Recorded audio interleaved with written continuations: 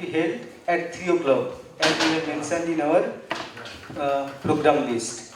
So I'd like to request our respected dignitaries from ISC Bangalore to give a valuable lecture so that our students and faculties can be inspired. So Professor Prabhu has finished PhD from ISC Bangalore during 1992 to 1998. So afterwards, he has done a postdoc from 1998 to the year of 2000 in University of Missouri, Columbia, USA. So since 2006 to present, he is a professor at the Department of Organic Chemistry, ISC Bangalore. Professor Prabhu's research area is the development of novel methodologies in organic synthesis, and he is mainly working on heterogeneous catalysis, green chemistry, organocatalysis, and asymmetry catalysis. Now I would like to request Sir to deliver his valuable lecture for us. Thank you very much.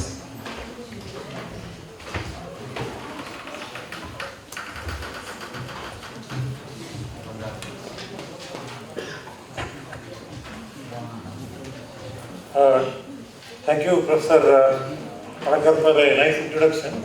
I think I am audible. All of you can hear me? Okay. At the outset, I would like to thank the organizers for inviting me to deliver this lecture. As you can see, the main focus of the whole workshop is about the challenges and scope of greener horizons of organic synthesis. And indeed, when I started my work, independent work at 2005 or 2006, I was intending to embark on green chemistry. What people generally think about the green chemistry is the chemistry done in water is always green, but it is not that. The chemistry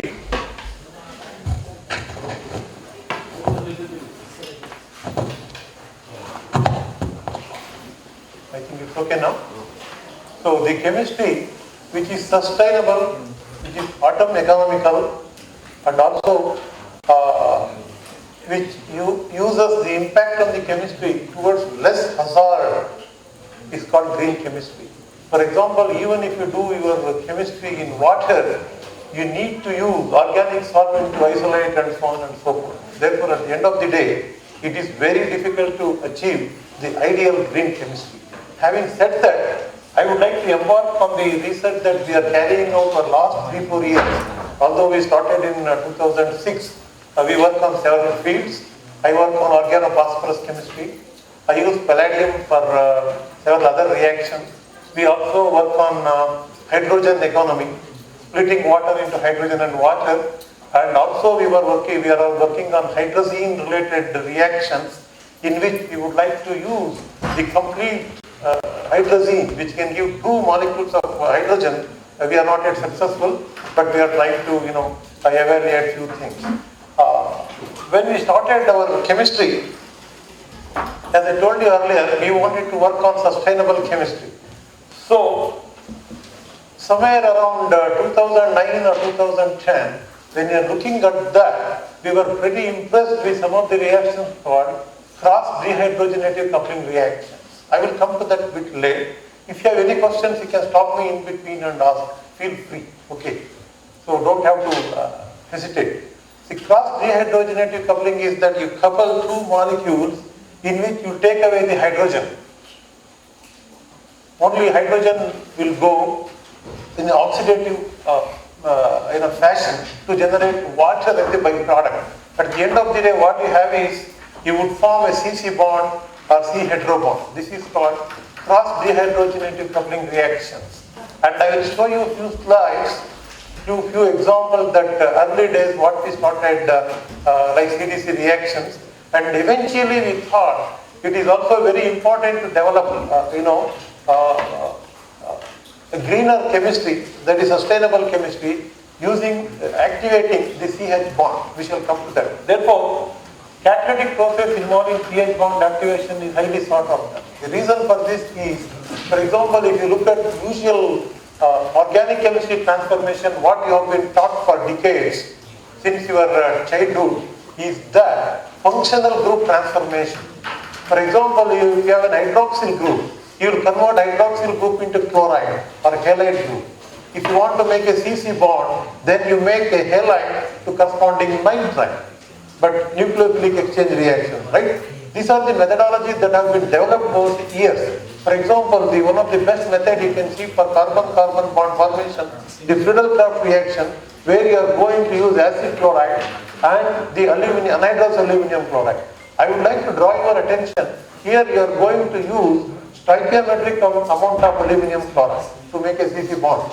For example, the award-winning methods, for example, Grignard reaction. Victor Grignard, who got the Nobel Prize for finding that Grignard reaction using organometallic chemistry, I would like to draw your attention with all due respect for the reaction is that you need stoichiometric amount of the metal reagent. So these are the, I won't say these reactions are very bad. These are the limitations of the reactions in which you are going to produce lot of waste which you do not know how to address. Therefore, one of the major importance of the sustainable chemistry is to sustain the method to generate lesser waste and also very useful and easily available methods you have to use. Therefore, catalytic process for CH bond activation, we shall look into that, is very well sought after. They allow, the reason for that is they will allow the functionalization very easily. Let us look into that, how it is done. And they provide atom economical concept. That means if you very meticulously calculate, atom economy is very, very important. I am not going to dwell upon that here. For example, if you have two molecules in which you are making the carbon-carbon bond, if you take a typical example of a Friedel-Crafts reaction, you need COCl and an aromatic group. The group going out of the system is HCl at the end of the day, like Cl goes as whatever it is. But now if you have CC bond formation where only two hydrogen goes, you are going to lose two atoms, not hydrogen atoms, which is very small. If you look back to the history, Barry Trost has done, atom is one of the terrible molecules to lose. The finest organic chemist to deliver a methodology in which there will be no atom lost in the reaction. Having said that, CH activation gives an excellent opportunity for that, where only two hydrogens are lost. So you are going to make either carbon-carbon bonds or you are going to make carbon-hydrogen bond. Therefore, they are more, atom economical. See, let us look into the definitions of CH functionalization and activation. Normally, Professor Malakar is doing some of the CH activation and functionalization studies. You may be aware of that. This is for the students, researchers who just started their career. So therefore, CH activation is conversion of CH bond to C metal bond, and the metal is always transition metal. And I would also draw your attention, it should be catalytic. So CH activation is like your Grignard reaction in which between an RCl or chlorobenzene, you are going to put an electropositive metal to convert C minus into C plus into C minus. Similarly, temporarily you are going to insert a metal in between CH bond and you are going to activate that CH bond. So activation of CH bond is always done by C metal bond and it is always used a transition metal. I was talking to Professor Chandi today morning. He is having the ambition of using non-metals, which is the ambitions of everybody. That is very, very difficult. If somebody does that, will be a great breakthrough. And now, this metal is always transition metal. Now, once you activate your CH bond, then things become easy. Now that CH bond has been activated, you can put many other molecules, insert other functional groups over there to form the functionalization. Therefore, these two are different concepts.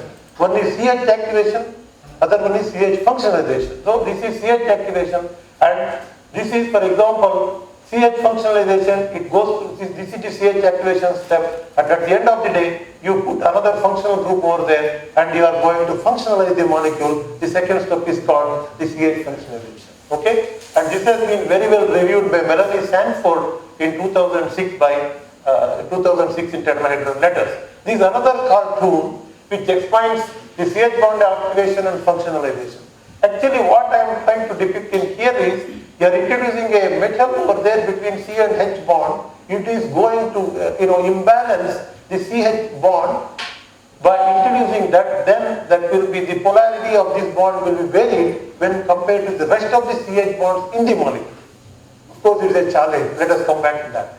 And similarly, it can either be electropositive or positive or electronegative. It is when we can achieve the same results depending upon what conditions you would use.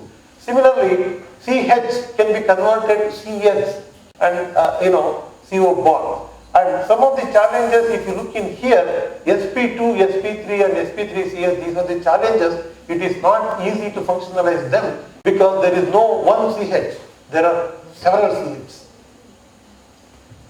Therefore, the challenges associated with CH activation is, one is the selectivity. How do you select a particular CH bond? So those are the challenges. They are called pros and cons. And what are the issues one has to address if you are trying to get into CH activation is that an inert CH bond to convert to useful CFG bond. Indeed, CH bonds are generally called inert grooves in organic compounds. Like in your periodic table, the last group, that zero group element, that argon, neon and so on and so forth, they are called inert elements. Similarly, CH groups are called inert groups of organic compound. That means very, very difficult to make them to get into reaction. That is the challenge. So, and no need to, advantage is that no need to pre-functionalize. What we are postulating is you are going to convert CH into CC bond and you don't have to put a functional group like a chloro or hydroxy or nitro whatsoever. It's an advantage. And as I told you earlier, it is highly atom economical as you are going to lose only one molecule of hydrogen in the entire process. And one more major important thing is that if you are successful in that, you are going to simplify many of the methods. Having said that, with due respect for CH activation, it is very, very difficult to replace all the traditional methods. Although we are trying to do one by one, it is a long way to go. But having said that, it is important. It's one of the very important fields. Many of the people are embarking on that because of these reasons. But what are the problems you would face? They are more important. CH bonds, as I told you earlier, they are more stable. If you look into the bond energy, you will figure out they are very stable and not easy to remove. Therefore, they are more stable than most of the CFG. That FG means functional group. For example, they are more stable than CC bond or CH bond is more stable than CCl bond or COH bond, so on and so forth. And thermodynamically, the process is not feasible. I would embark on this. Thermodynamically, we are trying to do a reaction which is not really feasible. And these, the CH bonds are ubiquitous. For example, you take any of the simple molecule, benzene, for example. There are 6 CH bonds. How do you isolate one of the CH bonds particularly? If you take acetophenone, there are 5 hydrogen CHs other than carbonyl. You have ortho 2, meta 2 and para 1. There is some change in their electron density because of that CO group. One can employ that one to induce the CH at ortho or para position to functional. There is a Q over there. And that is the regioselectivity and stereoselectivity is one more problem. Since the new carbon functional group is formed, that itself can start reacting. For example, even if you make a CC bond from CH bond, whatever CC bond you are making, that itself may be reactive and that may enter into the reaction. So these are the kind of difficulties they would say. We shall look into some more examples. How do you address it? The general way of addressing the CC activation followed by functionalization is by one of the methodology called directing group chemistry, like protecting group you use in most of the chemistry. What you are going to use is, you are going to use one of the groups which should be removed later, so that that group will direct the incoming group to a particular position according to your will. In this case, you have taken an aromatic system, a phenyl, in which a directing group can be an acid, an amide, an ester, or aldehyde, and amine, and so on and so forth. There can be many other directing groups, and when you put the metal over there, it forms a metallocycle over there. See, this is a very deceptively, very conveniently we are trying to activate the orthocarbon over there. And also I would like to inform that the meta and para hydrogens also can be effectively activated using a template mechanism. And here, if you look in this particular case, it is going to form a metala cycle which is favorable. And now an incoming group can preferentially attack over there, whether you are doing an alkylation or a alkylation or aromatic, whatever it is. Based on that, you have to design a reaction to to get into there. So general features of directing groups, as you can see here, most of the directing groups are heteroatom. That's a take-home message. The directing group would have a lone pair of electrons so that it can very nicely form the metal cycle, whatever the metal you are using like this. Therefore, the electron rich has good compatibility with the metal. You should be able to, not every directing group would be compatible with all the metals. I would like to show them over the time. And it should be reversible. Binding should be reversible. That means it forms the metal cycle, it activates the CH bond, and it should be able to go back so that it can be catalytic. If it is stoichiometric, you are not going to serve, it is not going to serve the purpose of developing that methodology. Therefore, you should form a metal cycle, and once a group comes, you should be kicked out, and again you should go to other molecule and form the metal cycle so that you can make an excellent catalytic cycle over there. And binding affinity should decrease after production of the formation and release catalyst and product. That means after binding, the metal should never get into the activated functional group. That is one more thing you have to take. So, general features that one has to worry about the directing group strategy. So, if you look at the research of CH activation and CH function initial reactions, these are the things one has to worry about. That substrate scope, there is a large demand. Of course, people are interested in developing methods, industries and the academia is interested. Every substrate offers a different challenge. Actually, when you work on CH activation, it is very, very difficult to figure out how do you freeze a perfect reaction condition. It is not easy because each metal, each directing group have their own problems. Therefore, it is not easy and you have to shoot in dark. So many a times I think many of my colleagues who work on CH activation would agree there is no logic how you use a metal over there and how do you use a particular condition over there. What solvent you have to use, what oxidant you have to use. So all those things matter. Therefore, it is important, every substrate poses a challenge, it is important. And coupling partner, there can be many coupling partners, many new partners, for example, halogens, isocyanates, diazoles, so on and so forth. There can be anything. And the reactions what you are trying to do like orylation and olefination, these function as the benchmark, the gold standards to follow your CH activation study whether it is going or not. See now the metal catalysts, there are many of them, a few of them have been listed over there and usually most of them you see palladium, rhodium and ruthenium catalysts and cobalt, iridium, nickel, manganese and iron are coming over now which are much cheaper than all of them. Palladium is versatile and primarily for nitrogen. This is what I am trying to tell you. All the metals are not compatible with all the directing groups. Particularly palladium goes very well with nitrogen based and rhodium preferred for oxygen based and ruthenium trying to catch up with rhodium and palladium and cobalt, iridium and nickel and so on and so forth. They have been used as well. The conditions, there are many other things you can see very nicely. Oxidants are important.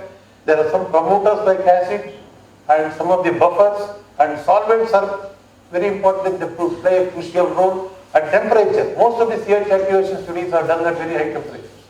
They are not very mild condition. They are done at 100 degrees, 110 degrees, so on and so forth. And you have seen that the selectivity of the substrates is very, very important. This has been taught to us from +2 in which selective functionalization, for example, indoor, this position is very, very nucleophilic. Third position is very, very nucleophilic. Now, the challenge is how do you functionalize either second position or fourth position or seventh position. So these are the challenges, keeping this intact. And there are many, see for example, selectivity of substrates, if you look generally, this is selective in here and benzthiophene and benzoxazoles again, this third position is selective, so on and so forth. It has been shown over there, generally these positions are very selective. Meaning is that if you want to selectively functionalize other positions, that is the challenge.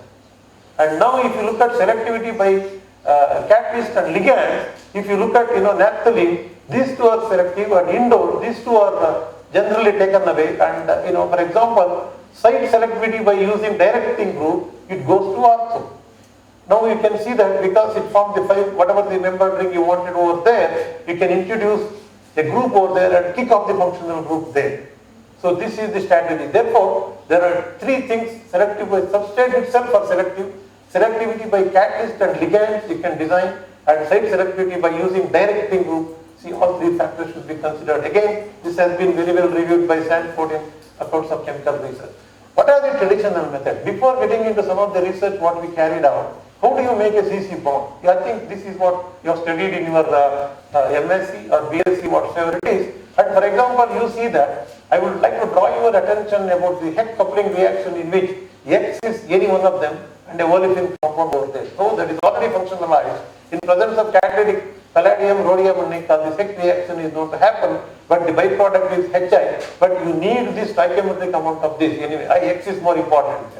And now, another reaction, what you call Samaga-Shila, you need to again have the corresponding iodo benzene, and it works with copper and so on and so forth. These are traditional transition metal catalyzed reactions which have been developed of late. Earlier to that we had much more traditional than that, where you make carbon-carbon bonds using your Grignard reactions or Febr reactions and Aldol reactions, so on and so forth. There you need everything in stoichiometric amount, but here you need this one in catalytic amount. So there is a one step ahead people have gone. And now, if you look at the Buchwald reaction, in which again the corresponding activated substrate are used, nowhere you are going to have benzene and going to make this compound. You need to have activated benzene in the form of corresponding halides or tosylates or so on and so forth. And now, this is the classical Heck reaction. That's what we refer to as olefin as a coupling partner. When you want to do that, what you would do? You take iodobenzene and make the corresponding, you introduce the metal over there and react with that, and at the end of the day what you lose is you are going to lose hydrogen iodide. That is what I am trying to postulate you for last 10 minutes. Whereas your R group, what you are going to introduce is either it can be an ester, ketone, nitrile and so on and so forth. But if you would like to do the same CH activation without using the functional group over there, what you are going to use is benzene, and you use a metal over there and put olefin, and what you are going to lose is the hydrogen. That is what I am trying to convince you. In these 2 reactions, there are 2 important things that you are going to generate hydrogen iodide over there, and they are going to do H2 over there. And here you need iodobenzene, you don't need that functional group. So these are the 2 important things one should understand. Historically, it is very important for you to understand that this is Heck reaction, which has got the Nobel Prize very recently for this reaction, where they used palladium and activated olefin over there. And unfortunately, this reaction has been carried out much earlier than the Heck reaction. You see that 1971 and 71 and 71, Mazurika and Heck independently carried out this reaction. And here, Fujiwara is the one who did the real CH activation study before the transition metal chemistry. He has used benzene and an olefin to put palladium acetate to make this still bit, a beautiful chemistry. And it was done in 1968. Unfortunately, he died at 1971 or 75. So therefore, he could not get the Nobel Prize. Otherwise, this was the Nobel Prize winning work which has been done before the Heck reaction itself. That is one important take-home message that has been discussed very well with Sigmund in his paper in ChemCom and so on and so forth. Let us move on. The challenges, as I told you earlier, this is the little historical perspective, and we shall look into the few challenges and what are the things that one would look forward for that. So you want to functionalize a unfunctionalized starting material like benzene to form the corresponding CC bond, and much more challenging is simple aliphatic things. How do you introduce? The problems are CH bonds are relatively inert, that has been well told. They are ubiquitous, there are many of them. How do you differentiate them? It is not easy, so that is one of the problems. Investigation by numerous research groups for last 30 years evolved over the time to figure out how to overcome this kind of problems. There are examples include oxidative addition, sigma bond metathesis, and so on and so forth. Before we looked into directing group chemistry, initially we were working on a CDC reactions, cross dehydrogenase coupling reaction, What is little easier than that? See, this is one of the cartoons which is going to show you that we are trying to use tetrahydroisophenylene. What at the end of the day, we are using this molecule and putting a nucleophile over there, and whole reaction is catalytic. And this was started by C.J. Lee at Montreal by using this reaction tetrahydroisophenylenes, which are also important, many of the pharmaceutically and biologically active compounds, he can functionalize selectively over there using several nucleophiles. This is one of the mechanisms. In that we also work very seriously on that. We use several metals like molybdenum, vanadium, and non-metals like iodine and DDQ. We have shown that the many nucleophiles can be put over there. Just what we have done is we have used tetrahydroisophenylene, and indoor, as I told you earlier, that is the place which is really nucleophilic. Under some of the conditions what we develop, we can make CC bond very nicely. And similarly, we have used several other nucleophiles, for example, the corresponding element nitro, it has formed this kind of reaction, and nitrile has been done using TMSCN and so on and so forth. So therefore, this we have done. But eventually what we developed, we have used non-metals like iodine in catalytic amount. In catalytic amount, I am not going to show you this result. This has pushed us to think more about the directing group chemistry. In this reaction, the catalyst is only catalytic amount of iodine and molecular oxygen. We can functionalize tetrahydroisophenylene with a host of nucleophiles in excellent reaction condition, which we published in Organic Catalysis 2013, which was carried out by Dr. Dinesh, who spent almost 6 months there. He made around 50 substrates, and I would like to draw your attention, he has used several conditions over there. And now, when we were doing it, then it suddenly attracted us. It will be also useful for us to bump on the directing group chemistry. As is shown there, into the directing group, put a metal, and accordingly you can use a functional group to functionalize this molecule. So what we quickly realized by looking at some of the reviews, Dixtus and Ackerman and Musard, is that directing group that is very important to have some of this group as the directing group, amides, acids, oxides, and so on and so forth. And so many metals have been used, and palladium, ruthenium, rhodium, and nickel. And we were trying to explore the reactions for ruthenium for the reason that ruthenium is easier to handle. And let us look into that why we choose nitrogen. When you look at the directing groups, there are many methods already known in the literature. This has been developed in the last 10 years very vigorously, and nowadays wherever you go, you will see a couple of groups working on directing group chemistry. See, for example, it is important to remove the directing group. Once you introduce the directing group, then introduce your functional group, and you remove the directing group. That means there are at least 3 steps. First you have to make the directing group containing molecule, then you do your functionalization, remove it. So therefore yield should be very high over there. So, but there are some of the methods initially to develop the concept. It has been shown that it can, some of the metals, some of the groups like this, they can direct to form this, but it is not possible to remove the directing group. So conceptually it is alright, but it did not fulfill the point of completely removing the directing group.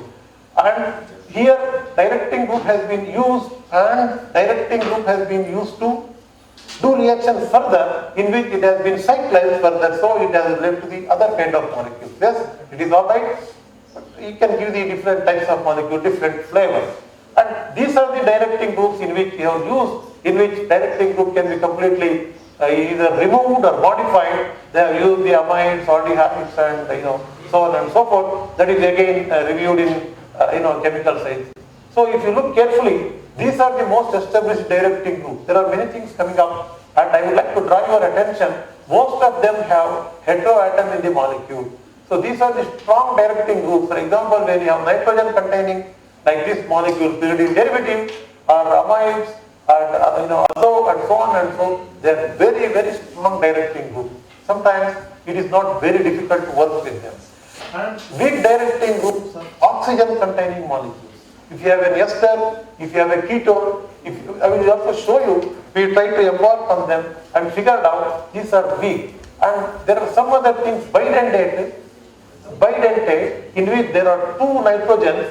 A bidentate have 2 metamorphic cycle can form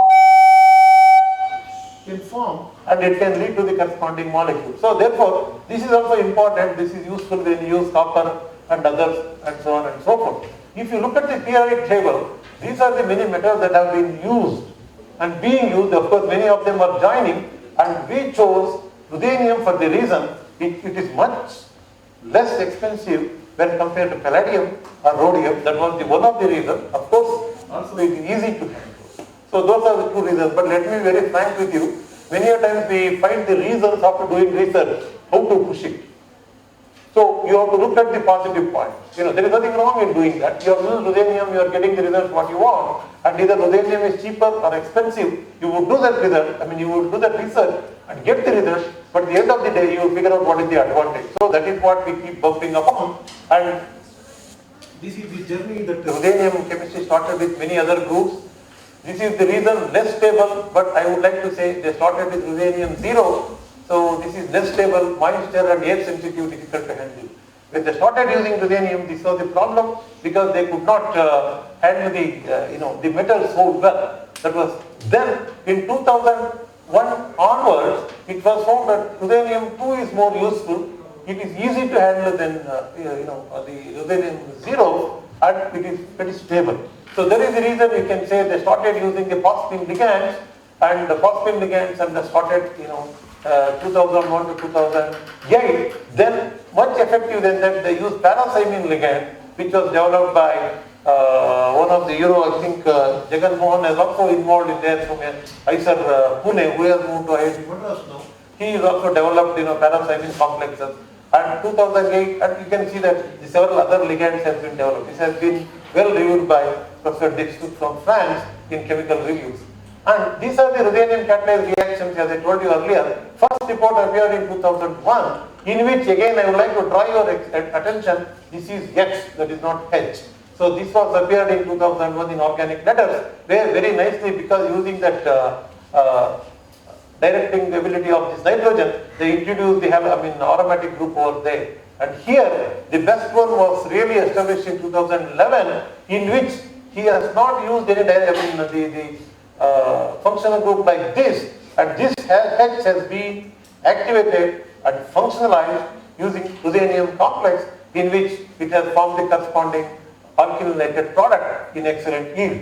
I would like to say it is in aromatic compounds, and he has used directing group either aldehydes or ketones. Eventually, Lutz Ackermann from Germany has developed another fantastic protocol followed by Jagan Mohan's work, wherein he has shown the ruthenium can also be used to introduce alkylation, directing group again aldehyde to amide, and then aniline and ester has been used. Now if you look very carefully about the development of ruthenium chemistry, it is important, not only ruthenium chemistry, the directing group chemistry, efficient catalytic systems, palladium catalyst very efficient, rhodium is going good, ruthenium catalyst, I have shown a few examples. Now iridium is catching up, and similarly iron, cobalt and manganese are coming up. And efficient directing groups, they can be characterized.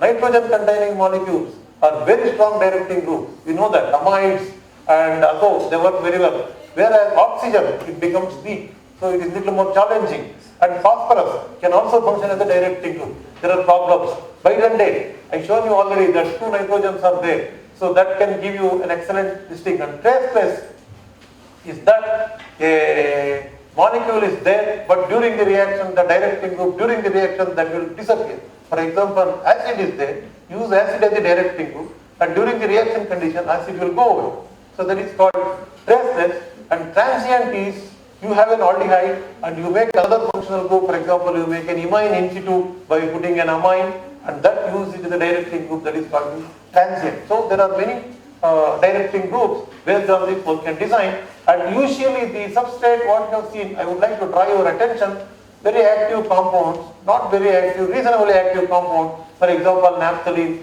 and indole and benzoquinone type substrates have been used. So these are the development. So once we started, there are a lot of chemistry or aromatic compounds like particularly benzenoids. We were interested in looking into indoles, because indoles are the natural scaffolds in many of the natural products. and they are useful. Therefore, we are looking at the indole. When we started looking at the indole, we found out Itahara has published the same paper, this kind of work in 1983. But this has, I would like to draw your attention, it has gone to a very active position at 3, and this yield was low. And eventually, GIAN et al. Published some paper in JOC in 2013. Again, he has used one example. This is your tryptophan. He can put the functionalize at the 4th position, but this again the yield was low. Probably he has also used lot of palladium. When we started looking at indole, then quickly realized, as I told you earlier, indole is present in many of the natural products, and it is indeed important.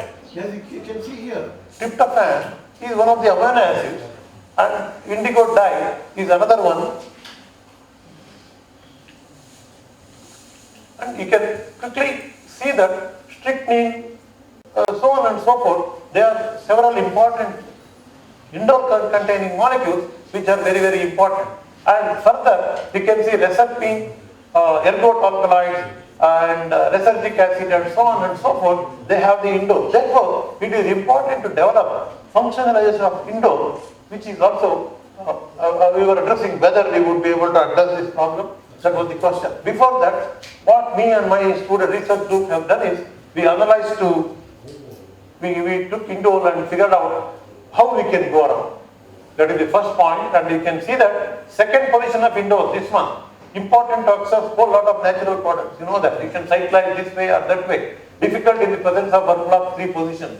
Our question was whether we can functionalize second in the open 3rd position. That is challenging, because you know that this the 3rd position is like a naked nucleophile. It can react with any of the nucleophiles. That is not easy. Then 3rd position, as I told you earlier, it is like a nucleophile. 4th position, crucial for accessing several alkaloids like ergot alkaloids. Just 2 or 3 reports were there, hard to functionalize. And 5 or 6, hard to distinguish related to unrelated. 7 is difficult. Nowadays, a couple of papers have been published over there. Then, when you look into literature, I have already shown you this. It has shown that alkylation using 3 equivalent of this and large amount of palladium can be done at 3rd position. And we were wondering, if you use something like this, in which nitrogen of the indole has been functionalized with a kind of ketone, is it possible for us to alkylate at 2nd position?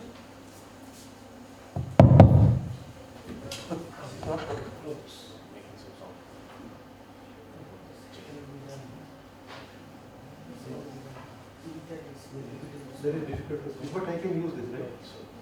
You can use it. No, that will not be. I think all of you can hear me. No.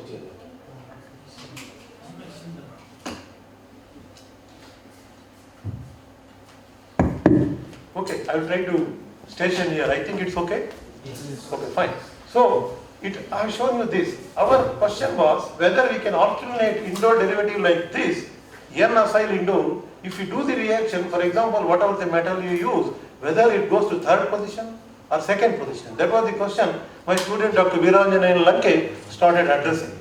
Then, when we started addressing that, we have 3 choices to use either palladium, ruthenium and rhodium. And what we have to do to increase the electron density at 3rd position.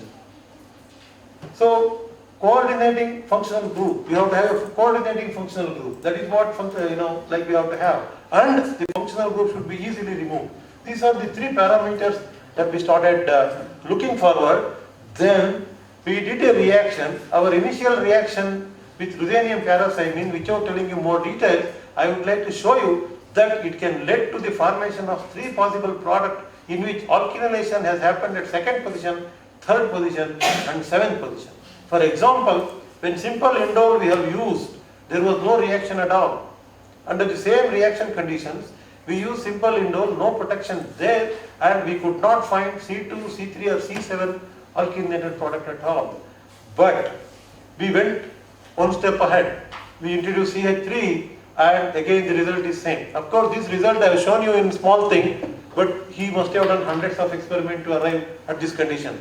And now, according to the postulation, what I am trying to do is, I introduce the oxygen over there, that means an acyl group over there. Suddenly you can see Only the C2 alkylated product has formed is 46% and there is no C3 and C7. Very interesting result.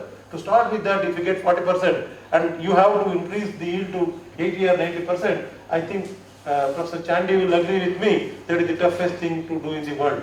So where you are stuck, you are getting but you are not getting. You got 40 or 50%, fine, you rejoice it. But when you want to increase the yield to 80%, otherwise you cannot publish your paper. So what happens to remaining 60%, they will ask.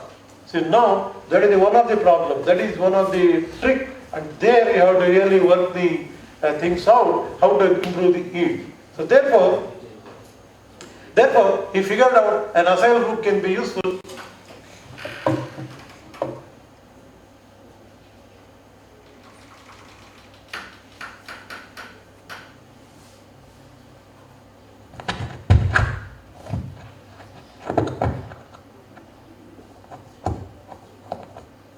I hope it is much better now, right? Sir, one second. Here, this carbonyl group connected to this nitrogen, Yeah. is it common in everyone?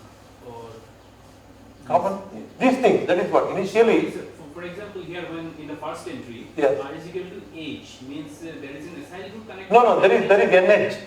I'm sorry, that is I'm sorry about that. That should be R should be, this should be R. Sorry, no, I'm sorry. That's a typo there. That is indole, just indole, not that you are talking about NCOH.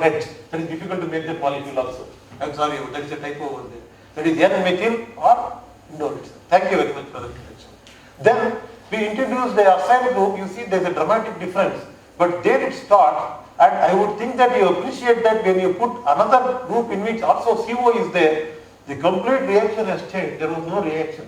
So this is the problem that a researcher faces. See, there is small difference between these two.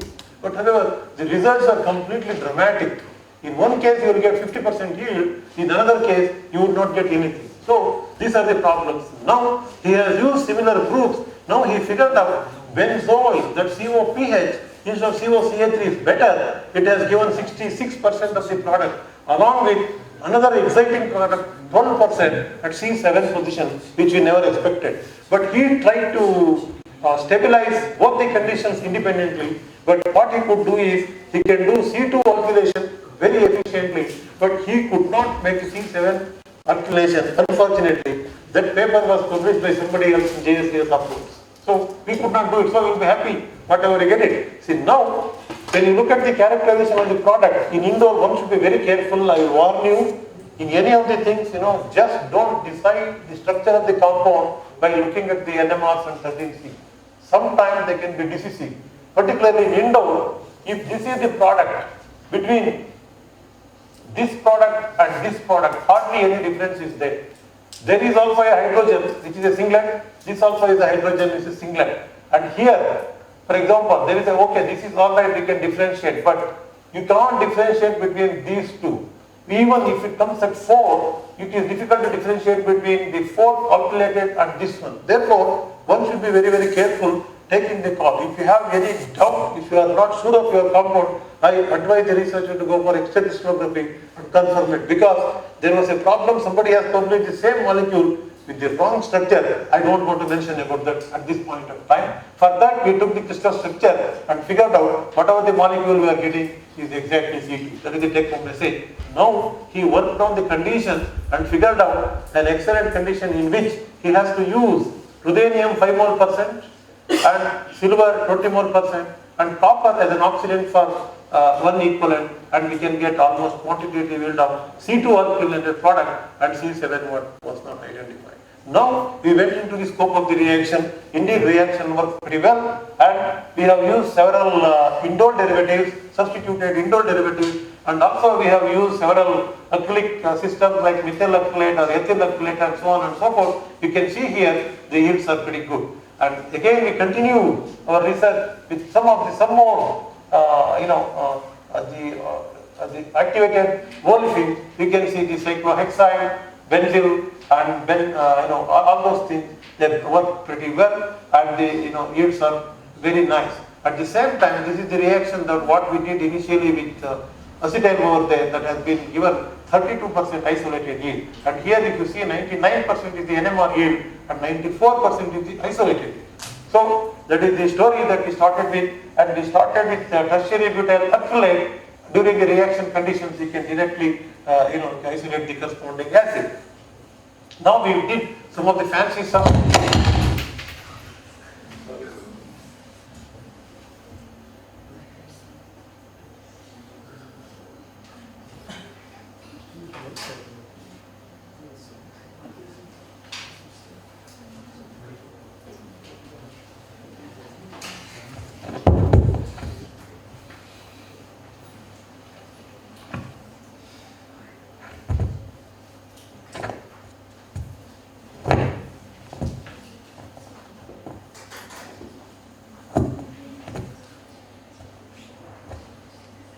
Okay now? Okay. So now you see diacrylate we have used in both the cases. We got the corresponding dialkylation has taken place over there, here as well as there. And now, as I promised you earlier, the directing group is the corresponding benzoyl group. We have removed that using basic conditions. It gives almost quantitative yield of the product. This is the product you get, alkylated product, which can be converted to corresponding, further cyclic compound. So this is one of the picture perfect example of using a directing group, in which you can use a directing group chemistry to alkylate and remove the directing group and convert them into whatever the compounds you want. Now while we are doing this reaction, we quickly realized we are trying to, Anjaneyulu was trying to figure out whether he can use an aldehyde over there and benzyl group is still there, and he wanted to use that one as one of his substrates. That's what he did. I don't know why did he do that. There was no reason. Probably this he made by some, he wanted to show that aldehyde would be intact during the conditions. That's what maybe selectivity he was seeing that. What he did was, when he did that reaction, he could not get that. But fortunately what he got was completely the different product. There was no C2 alkylation, you got C4. This is more interesting than the first one, because this product is very, very important, that can lead to several natural products. And it is not easy to functionalize the C4 position in the presence of C2. And that is what he did. He got 36%.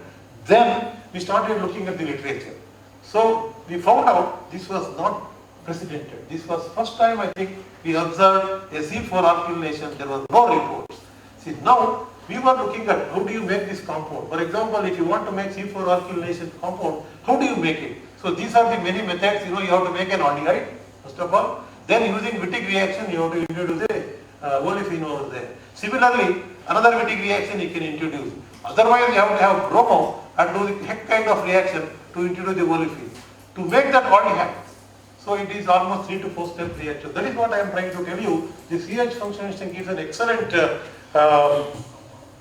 head to make your compounds very nice. See, that is what an example. And for example, that bromo, it needs couple of steps. These are not very old results. I would like to draw your attention. This was published in 81 and this was published as early as 2004. See, this is still people will practice. Now what we thought is whether we can generate the reaction to get the alkylation at the 4th position exclusively. That was the question we asked, and we started looking in a similar way whether we can use the same ruthenium chemistry to introduce different functional directing groups over there, and what would happen. So that is what we have done over there. You can see there are 3 products over there, C4, C2 and C4 and C2, all 3 of them. We could observe all of them. When R is H, I think now it is corrected. See, there is no acetylene over there. Sorry, this should have been. That mistake is carrying out all through my lectures. I think I will go back and correct it. So now when you have just indole, you see that a small amount of 5 and 6, to 4 and 2 alkylation has been seen, but you did not see the dialkylation. When you put CH3, you got all the 3 products. See, that means what is happening there. It's very interesting. This R group is important. We don't know, but aldehyde is very important. R group, even there it works. Small amount. When you put RCH3, which is not a directing group, you will be wondering to see very nice yield of this one, whereas small amount of that has been formed. Now, probably that is going to dictate what we thought was, we increase the steric crowding over there at N, we used benzyl group, we got 47. I would like to draw your attention, previous directing group was benzoyl, C6H5CO, now it is C6H5CH2. So now what has happened is you started getting more of this product, 47%. Luckily when you put the COCH3, whatever bulky group much better than this, you got only this one, C4 alkyl product, you did not see that. Now we went on to stabilize the reaction conditions. That is a mundane, long, 100 reaction conditions, don't worry about that. Ultimately what we figured out was, we need 10% of ruthenium catalyst and additive silver to remove the chlorine from the cymene complex. That is 4 times you have to use. If it is 10, I think you have to use at least 2 times. Although you have to use 4 times, it is better. The accidents, copper, we have used 0.5 and temperature 120 degree. I would like to draw your attention, although we have marked on CH activation as one of the fantastic thing, but see the conditions, it is very harsh. Most of the CH activation reactions are done above 100 degree, around 100 degree centigrade. And they are harsh conditions. Still, what my point is, take home message is, aldehyde is surviving. That is the bottom line. The conditions harsh, nothing is happening to that aldehyde. Luckily for us, that aldehyde is rock stable. See, now at this condition, you are able to get the corresponding, the 4 alkylated product is almost 82% yield, and we have trace amount of these two, whereas small amount of the dye product was also seen. This we have published in 2013. Now you look at that, how it works. We have chosen different substrate. You see that all benzyl directing groups and aldehyde is there. And this, this is benzyl and this is bromo, chloro, no problem. And simple methyl over there, there was no problem. And we did on the several substrates. It appears that this methodology is excellent, and we could get the corresponding, C4 alkylated product in excellent yield. And this was when we published this work. The Victor Sneakers from Montreal again, he has reviewed this work in SynFact, showing both the works and comparing why C4 is very, very important. Now, as I promised you earlier, we made this compound. Of course, we made also in 750 mg to show that it can be scaled up, although we don't know what happens beyond that. If you want to make something in larger scale, that's a different ball game. But you can show at 1 gram or 2 gram scale, you can show. But if somebody wants to get it done at 5 grams, 10 grams or 100 grams, that's a different ball game. The process chemistry in industry, they will work later. See, now as I told you earlier, this has formed, and now this has been converted to several other intermediates, as you can see here. See, now this double bond has been reduced under palladium carbon conditions and has been cyclized using CH3NO2 and decarboxylation. As I told you, as I promised you earlier, this yield was not given for the reason, yield was not very good. We are getting around 50%. This was the product we are getting. But more importantly for us, this is more important, which is an intermediate for ergoline alkaloids. So therefore, we did this intermediate. You see the reaction, there are 2-step reactions from here to here. Overall yield between 2 steps is 68%, and this is well known. This can be converted to several ergoline alkaloids. So therefore, we have accomplished C4 alkylation in fashion in which it can lead to a fantastic useful molecules. Now, while you are working on this reaction, About the last reaction. Is here, the CHU group was kept, and by its effect, that particular new group came into this position. So, was there any study by changing the CHU group itself? Means I will show you that probably at the end of my lecture. I have done COCH3, COCF3, and they are not really so effective as the directing groups. I will show you that we have done some theory. CHO is important. Yeah, I will show you that because the CHO, COCH3 and COCF3 and something we compared at the end of the game, but not exactly for this reaction. We have done some theory. Theory was inconclusive because we could not go to a certain level of theory. It's difficult to collaborate with a big theoretician, and we stopped in there. So, but we would think that COCH3, COCF3 and CH2 are two directing groups when compared to the which is attached to nitrogen or CONH2 and so on. So they are not very strong. Let us come back to the question later. You can ask me again. Okay. Then one of my students, again it is Dr. Kiran and Veeranjanelu and Pushpam, both 3 people were embarking on this reaction. They were thinking whether they can use a melamine. Again, melamides are good scaffolds. They can lead to good interesting molecules. Then they were doing that, whether it is possible to get that product. But I would like to draw your attention, they are expecting this, conditions are very similar. So instead of this, what they got is the corresponding C2 addition, like Michael addition, the double bond has gone. Now, we were wondering, although we wanted to get the Heck reaction, we are getting C2 addition like Michael product, this product is also important. Then we were thinking whether we can really play around with these two reactions, whether we can get this one or that one at our will. We can use it as a key, change your conditions, whether you are going to get this, that was the question. But unfortunately, at that point of time, we could not get this product. Now we are getting, when we did this reaction, we could stabilize the C2 addition. That is the story that I am going to explain to you maybe another 10-15 minutes. Now if you look at that, this is exactly the point I am trying to drive you using a stopin, and eventually we have done that. If you put a activated olefin over there and in a similar condition, we are hoping to get this, which can be converted into the molecules like that, which are very, very important. This is the complex we have used, and here activated methylene is very particular for melamine. It is not general for other things. So that is what we have observed. And then when we did the same thing for indole, as you can see here, it has given C2 product, and we looked at the literature. Anything is known. How might you get a new reaction, for example, it is important to see whether that has been already done.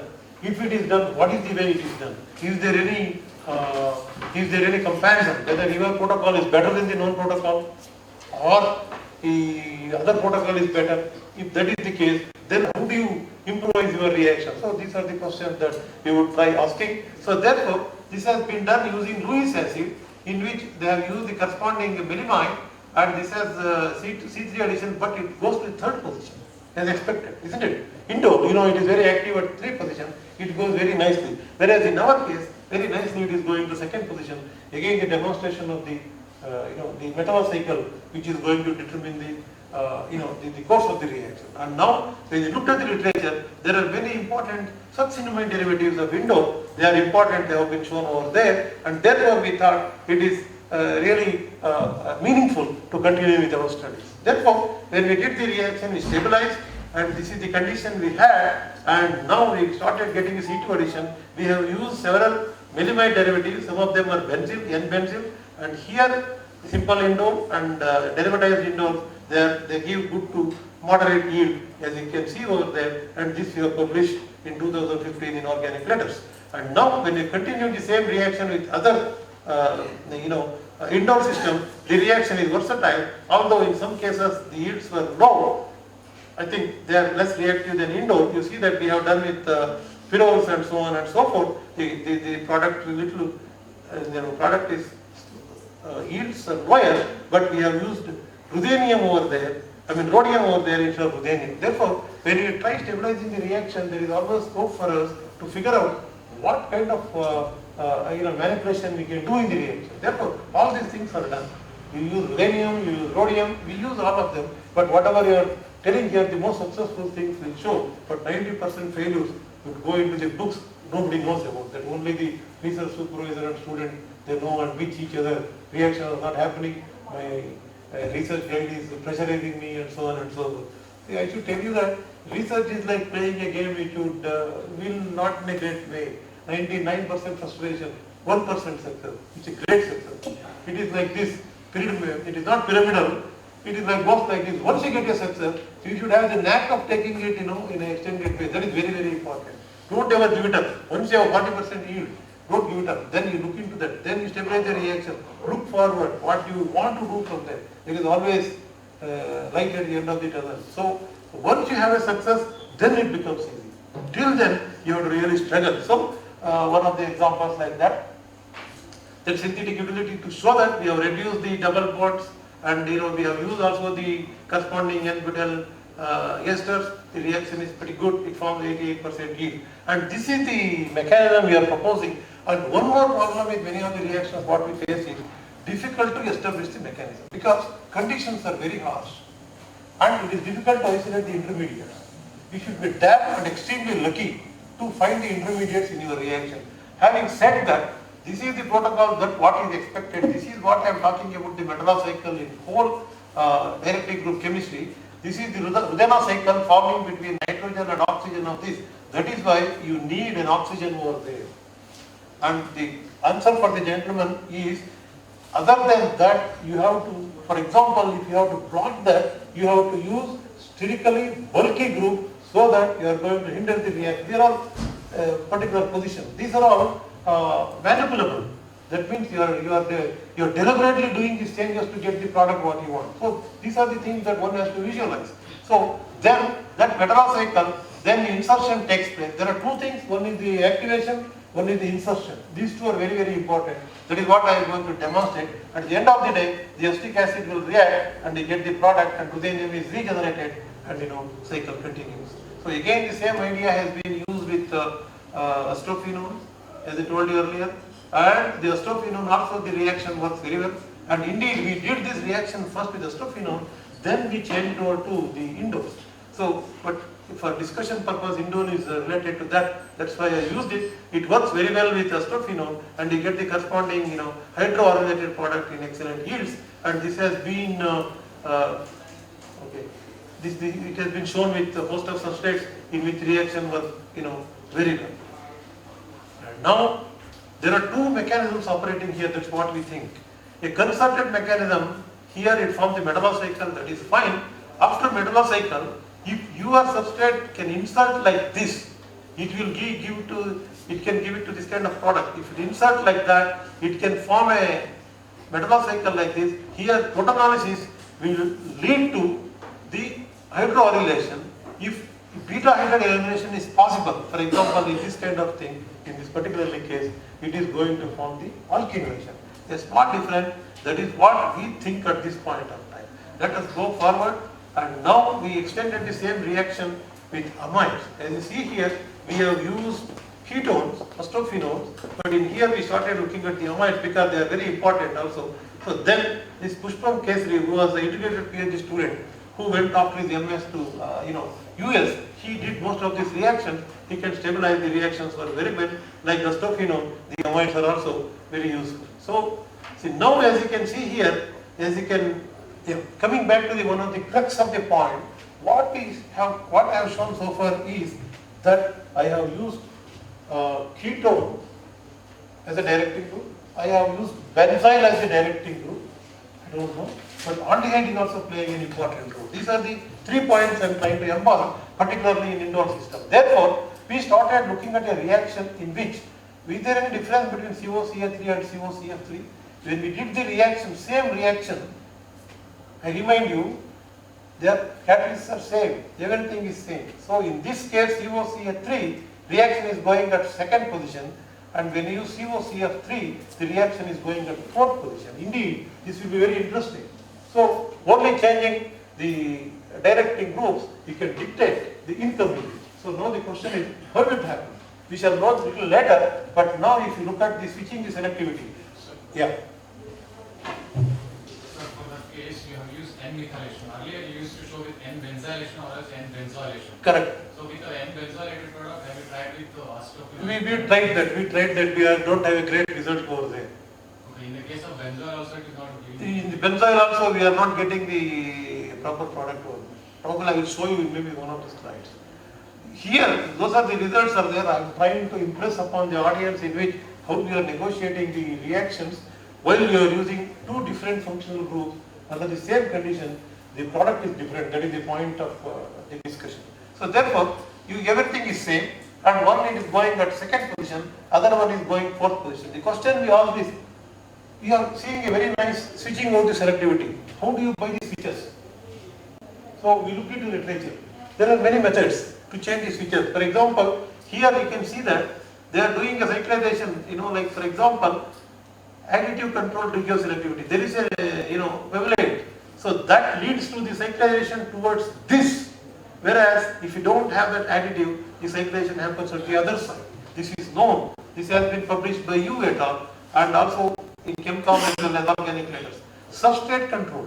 You can control the substrate. For example, when X is equal to N, conditions are same. I mean, this is published by Rovis. X is N, and cyclization goes to this side, and when X, whatever this NO, the cyclation goes the other side. This is controlled by the substrate, like our case. And ligand, you can also use several switches. For example, in this case, here using a ligand like pyridine, in which the orylation is going at this position.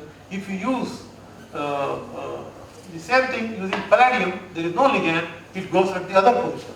This is pretty interesting. And metal catalyst, for example, you can use metal catalyst control regioselectivity. For example, if you use this kind of thing, rhodium 1 and rhodium 3, it can go to this position and it can cyclize. So this is how the selectivity has been studied. And few more examples, some more reports in which you can see that this case of indole, orylation goes to third position when R dash is equal to ME, and when R dash is equal to AC, the orylation goes at the second position. See, for example, here there is no directing loop effect particularly. Here you have a, probably copper is not that easy, but because of the AC NCO, it is going to function as a directing loop. So you are going to get the orylation over there. This is published in Matthew Down from Oxford in 2008. And similarly, another thing that where they have used different switches is using different additives, conditions are same. If you put copper, you will get one result. If you put silver, you will get. These kind of results are really exciting. This is not easy to get. And also it is very important for a student to observe that there is more important than that. See, that is one thing when you do your research, you should be very clinical in there. Observation and inference are the paramount. If you look for, you get it. If you do not look forward for that, there is a watch here, you would not see it. That is as simple as that. Therefore, a researcher should be extremely sensitive for all the byproducts, even it is 2%. So you would not know where you are going to head with that. That may be very important for you. Therefore, when you do any of the reactions, don't ever neglect your byproducts. That is my suggestion for you. You would always have better results, added results, and quality of the paper can go. You can understand the reaction mechanism. So these are the few examples. And here, if you use, different catalysts, the incoming group will go to different positions. Therefore, we were using COCF3 and COCH3, we are getting different results. Now, that has been marked as G over there, and we did the same reaction using rhodium as well as ruthenium conditions. As you can see here, 1A, where this is COCF3, under the same condition, we got alkylation going at fourth position, and when you use COCF3, COCH3, see these two are same reaction. This is COCF3, this is COCH3. You are getting 4A in here and you are getting 5A in here. Therefore, the COCF3 will go to fourth position, COCH3 will reach the second position. This was the puzzle we had. Now the question he was asking now, how does it happen? For example, is it N-methyl is important or N-benzyl is important or the position, whatever the group there is, we shall look into that. Therefore, we tried our level best to stabilize these conditions using these two metals, same metals, but it did not work. See here, we are using, both the cases we are using ruthenium. See here also ruthenium, but when you use rhodium instead of ruthenium, this has become 87%. When you use rhodium, we got 4A, that is 4A in 87%, and when you use ruthenium, we got 5A, this one in 72%. Therefore, what has happened is, we could not use the same metal complex to stabilize the reaction to the good yield. But what we have to do, we have to compromise. We have used rhodium in one case, we have used ruthenium in one case. Then what has happened is, because you have taken down the quality of the paper in the view of the reviewer. If you have done the same reaction in using ruthenium or rhodium, that will go up. So anyway, you have to compromise. That is what you are getting. Be happy with what you get. Nothing else. So therefore, you can see that those two behaves in a different way. Let us look into that. Why do they differ after some time? And now we optimize the reaction condition that has been shown over there. This is rhodium condition, this is ruthenium condition. You can see yields are pretty good. When you use rhodium, you get C4, COCF3, 90%. When you use COCH3, ruthenium at C2, 82% COCH3. That is the take-home message, and that's what published in last year in 2016 in Organic Letters. The reactions are pretty general. It worked very well. For varieties of substrates, you can see all of them are COCF3, and alkylation is very nicely happening at fourth position, but we have used N-methyl in most of the cases. And here when you use COCF3, again again, like we continue, it has continued and it goes very well in C4, and there are different substrates. You can see suddenly when you use the vinyl pump, this is interesting for me, not only activated olefins, it also works with simple styrene-like molecule. You can do the olefination and alkylation very nicely. You get 67 and 50%, whereas corresponding vinyl phosphonate has given 32%. Because we did them, they may be interesting. So now we use the same protocol using COCH3 and ruthenium. Indeed, the reaction also went very well. You can see by seeing lot of substrate. And now we started looking at two conditions and different directing groups. So this one is having lot of information. If you very carefully see, there are two conditions. One is rhodium, other one is ruthenium. And you see this pivotal group, the corresponding ketone. And here we are using a benzyl group over there. And here what has happened at rhodium condition. At rhodium condition, you got 54% of this. At ruthenium, you got 50% of this. When you use this one as the directing group, instead of anic. Now we have changed benzoyl. In addition to having there, as I told you earlier, sometimes the directing group itself can get the functionalization. This is one of the cases. This is the directing group. Your alkylation not only happened here, it has also happened at the alpha position of your ketone. So that is okay. You will take the information. And now we put another group in which there was no reaction in here. See, we cannot explain why there was no reaction here, why there is a reaction there, why there is a reaction here. It is difficult to explain. Now, we also differentiated the amides. See, for example, amides we have used over there, and N-methyl, we have done two reactions, methyl acrylate and tertiary methyl acrylate. In rhodium condition, we got 20, ruthenium, we got 74%. So, these are the results we got, but it's very difficult to generalize them. Then we used aldehyde, that you know already, but when you use the acid, there was no reaction. Similarly, in ester, in rhodium case, it has formed the product, here also, whereas in the other case, it did not form the product. So this is having lot of information about using different directing groups and what is the result. But we did not try to analyze all of them because they are not useful for them. What we started looking at that, as he asked, is there any difference between COCH3 and COCH3? That is what we wanted. I think another 10-15 minutes will conclude my talk. I think it is becoming a too long a talk, don't ditch me for that.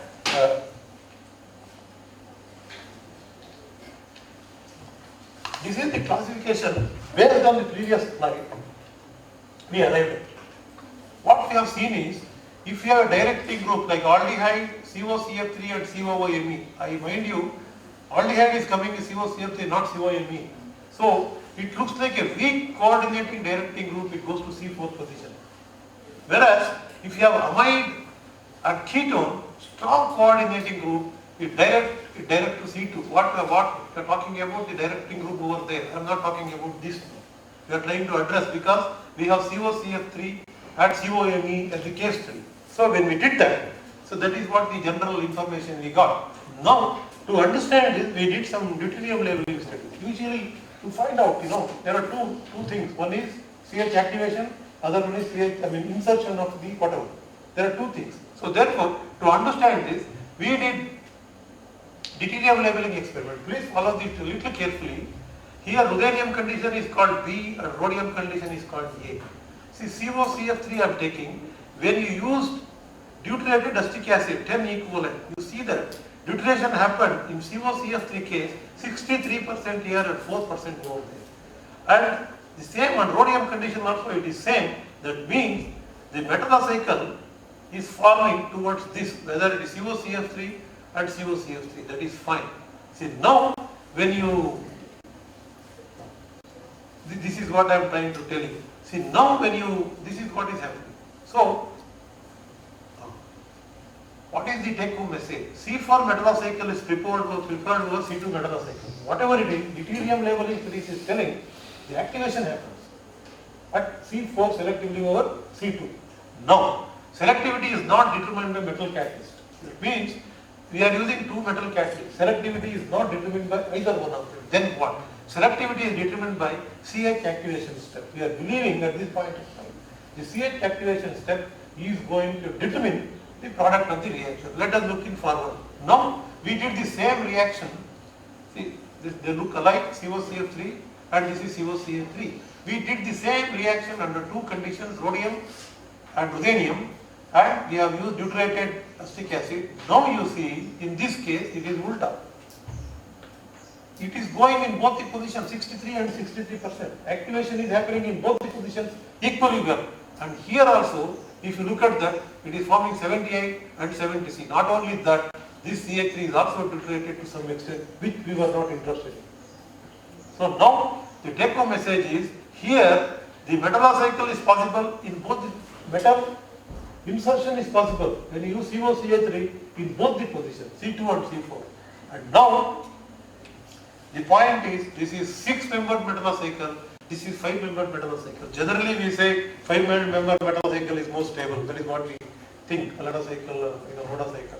But actually, in this case, what we understood was C4 metal cycle and C2 metal cycle equally preferred. As you see that they are forming the equal amount. Selectivity is not determined by the metal catalyst.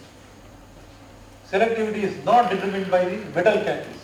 So whether it is rhodium or ruthenium, result is same. And now selectivity is not determined by CH activation step. That means when you activate that, that is not there in the first step.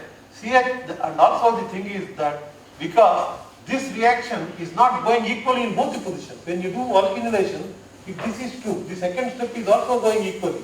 The alkylation should have happened in both the positions. It doesn't happen. So therefore, CH activation step, one of the CH activation step is reversible. That is another thing. So this is what the take-home message.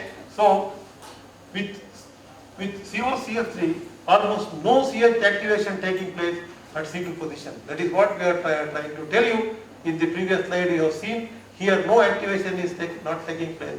Now the question is, why it is not taking place? We try to address it. So that is what I told you, we did a lot of theory over there and we tried to communicate. This paper was reviewed twice in JAX, but they did not buy it back signal. At the end of the day, we could not get all the 3 reviewers saying yes, but that was not taken over there. Now, we did some more control studies.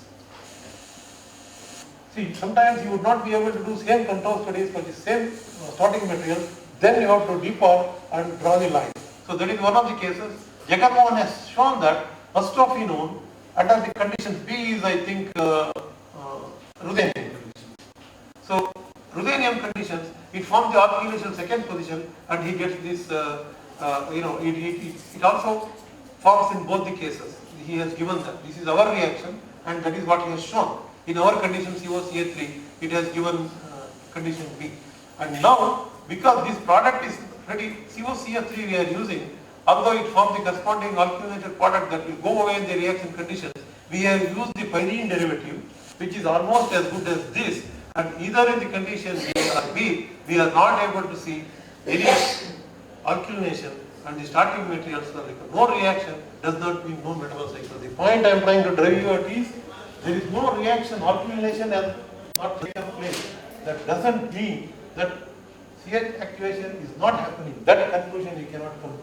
Because there is one more step in which CH activation can go back, is reversible, and other step, your insertion can be difficult. So that is the take-home message. And now, the same control experiment as I told you earlier, in both the conditions, we use COCF3 and deuteration was not observed either here or there.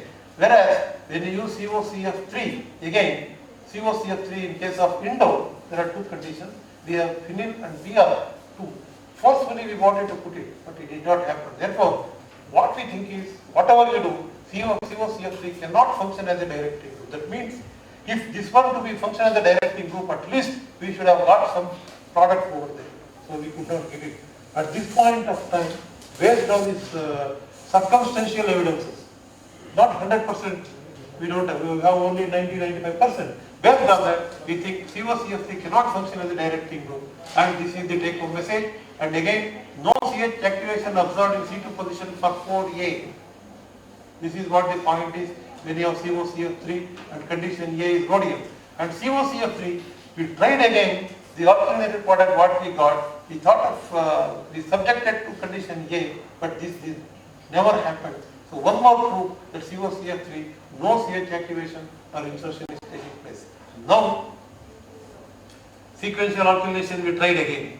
One more, COCF3, Under standard reaction condition, again deuterium, you can see 54% has been deuterated. Now this product you took and tried to alkylate at both the conditions, and the ruthenium condition, this did not happen, whereas at rhodium condition, we got 70% of the yield using COCA3. Therefore, alkylation COCA3 can favor in both the positions. So C4 position, both CH activation insertion step are feasible.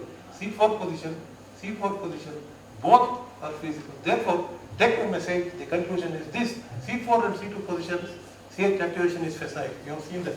Deuterium says when you use COCA3, insertion step C2 more feasible than C4. 5-member metacycle is more preferred over 6 metacycle. That's what we conclude. And COCA3 cannot function as a directing group. There is an objection for that. That is what we believe at this point of time with our evidences. And CH activation is facile at C4, insertion step facile at C4. So that is the take home message. And this has been main question. If COCF3 is not behaving as a directing group, then why the activation only at C4 position? So therefore, you have to answer this question. How is the activation process taking place at C4? So this is what we understand based on the literature precedents. When you have a electrophilic mode and a CMD mode, concerted metallocycle mode, it can lead to two products. For example, directing group is, strong interaction directs metal into ortho position, that you know. And here electrophilic mode in which the weak interaction stabilizes the metal uranium complex like this. So therefore, it can operate through two mechanisms. Based on that, we think sometimes, it works as the directing group, sometimes it doesn't. So this is the conclusion I am coming to. Based on the last work what we have done, the directing COG, COC, the CF3 and CH3, electron deficient directing group CH3, this is electron rich. CH activation mostly at C4, CH activation at both C2 and C4. CH activation determines product selectivity. That determines the product. This is more electron density carbon when compared to that. CH activation does not determine the product selectivity. And insertion takes place at site of CH2, that is C4. Insertion fails in C2 over C4. That is the take home message. And in conclusion, what I have demonstrated so far is ruthenium catalyzed reactions of indole in which we can selectively do C2 or C4 alkylation. And also we have also shown you that the C2 hydroorylation like with indoles as well as astrophenols can be done under the same reaction conditions. And the last one what we discussed about COCA3 and COCF3 and remaining. It comes to the conclusion of my lecture. This was not possible without the people who worked. I am only representing my colleagues over there. I treat them as my colleagues, and most of the papers I write with them, and mostly we discuss with them and we fight enough to come to the final conclusion. The initial CDC reaction has been started by Dr. Alagiri, who graduated from my group 2011 or 12, and now he is assistant professor at IISR Trivandrum. And Dr. Manjunath did some of the chemistry initially. I have not shown you except the iodine chemistry what has been developed by CDC reaction. He was with K.C. Nicolau, now he moved to Boston. And Dr. Dinesh, who has graduated recently, he is Dinesh Kumar, he is Manjunath, he is Alagiri. And Dinesh has done some of the CDC reactions with iodine. He did all the reactions, although both of them are helped him. And the person who held responsible for the directing group chemistry in the group is not me, it is Dr. Veerajaneni. He is my graduate student who graduated a year ago, and now he is moving to Ilan Marek at Israel, maybe next couple of weeks. And he has been supported by Kiran Bettalpur, a graduate student, and also the Pushpam Kesri, a student who did his MS in the integrated, he did an exit program over there. He completed his MS and went away. And he is Karthik Gaddai, who was a project assistant with me, who carried out so many reactions with most of them. Now he is doing his PhD in Belgium. So with that, I would like to thank you for your tremendous patience for holding me for a little more than an hour. So I will take whatever the questions you have. Thank you very much for your kind patience. And money has come from DST, CSIR, and as well as IASC was also supporting in many cases. Thank you very much.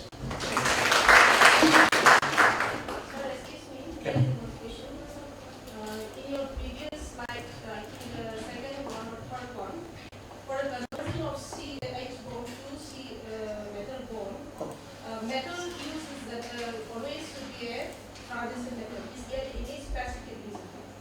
most of the things, transition metals are most electropositive. Nothing else, because if you use other metals, see, one of the things when you want to use a metal, I told you earlier, you have to kick off the metal, it should become a cycle. That means it should be redox should operate with it. The transition metals have the possibility of going for multi-valency 2, 3 or whatever it is, rhodium, ruthenium and so on and so forth. Whereas sodium and other like that kind of metals are simple metals, they can't play between the redox. That is the reason that you need to have it. Sir, you had described one different types of directing groups. So there was one traceless. Could you please explain? Traceless is something like that. Traceless, you have benzoic acid, for example, C6H5COOH.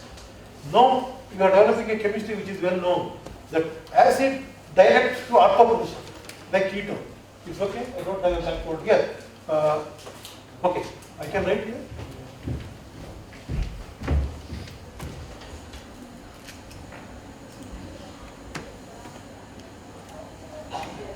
I hope you can see this. COCN3. See, now you can, this hydrogen, I'm sorry, this I should write like this.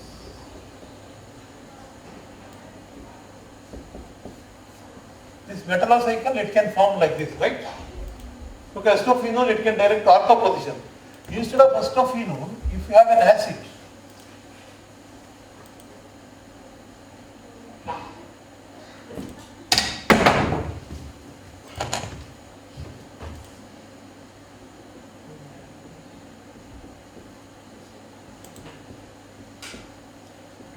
okay, this kind of metallocycle is possible now. Now, during the reaction, what happens?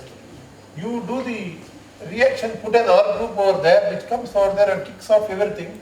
At the end of the day, under the reaction conditions, you will have the COOH has gone. That means, essentially, you have directed the incoming group, and also you have done the decarboxylation. That is called traceless. So, usually, acid is the one which has been used for this kind of reactions.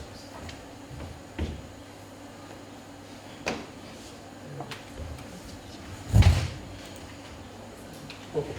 Anything else? Yeah.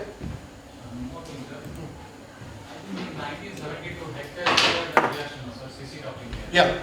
Before that, there is a person called Fungiwara in 1968. Correct. He had that CC coupling. Yeah. People are mentioning that there is a name reaction called Hector. Why can't it be Fungiwara? Because he's the person who... He is the person, the person got he is no more by the time. See, for example, when you do a reaction, when it comes to limelight, it will be a decade or two.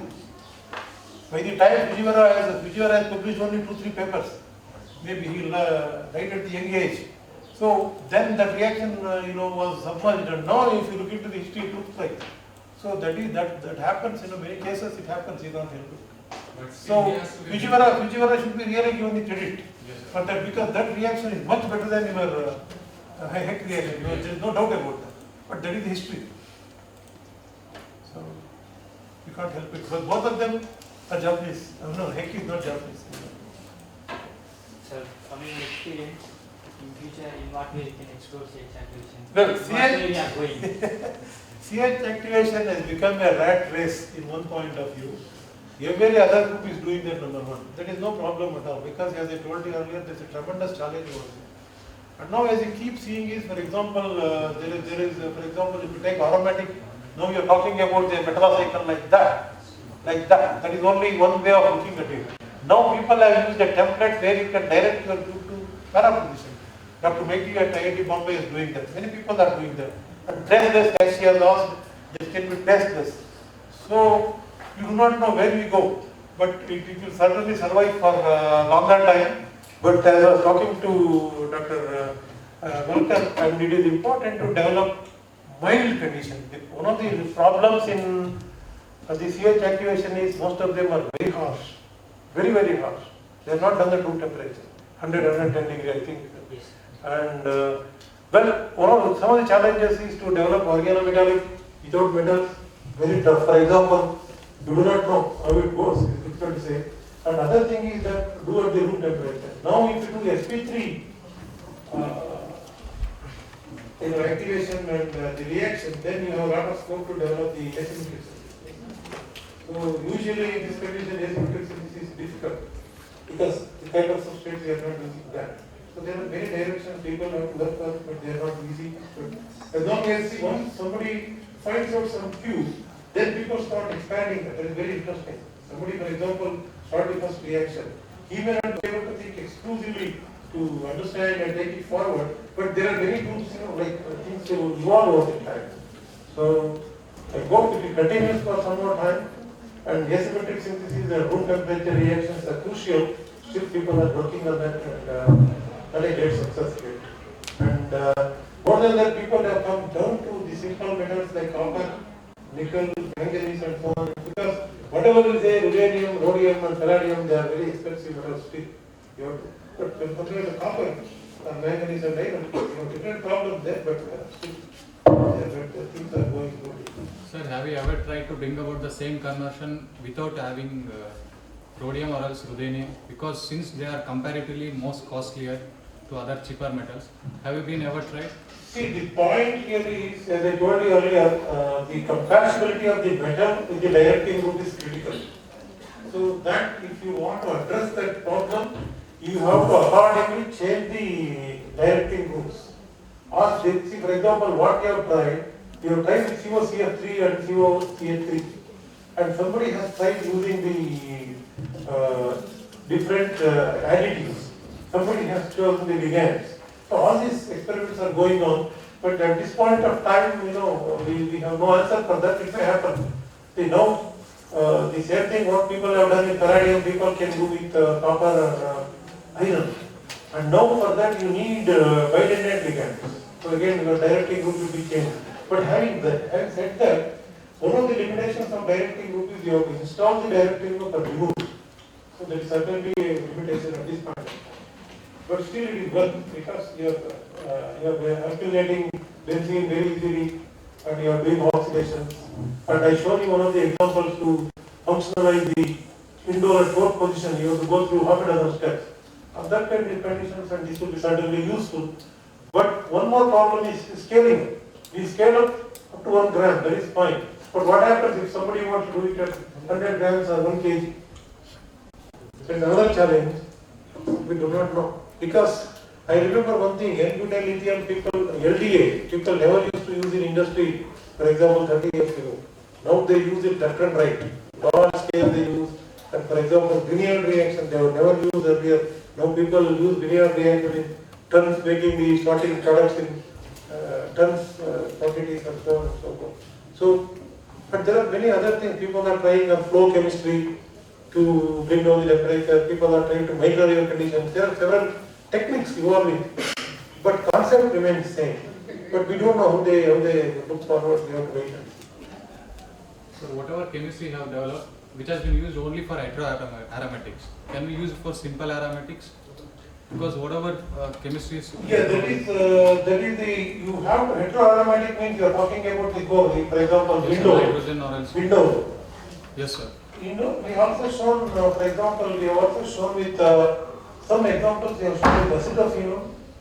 Yeah, but still, sir, there is some group called... That is very important. Now, for example, that is one of the crux of the matter. Your directing group should have some way to hold metal, whatever it is. So, one of the best methods is to have a heteroatom over there. Otherwise, even if you have toluene, that CH3 is more reactive, benzelic. So that is one of the limitations still. So still the chemistry goes there, but using carbon as the directing group probably there is a big loss. We don't know at this point of time. We have no answer for that.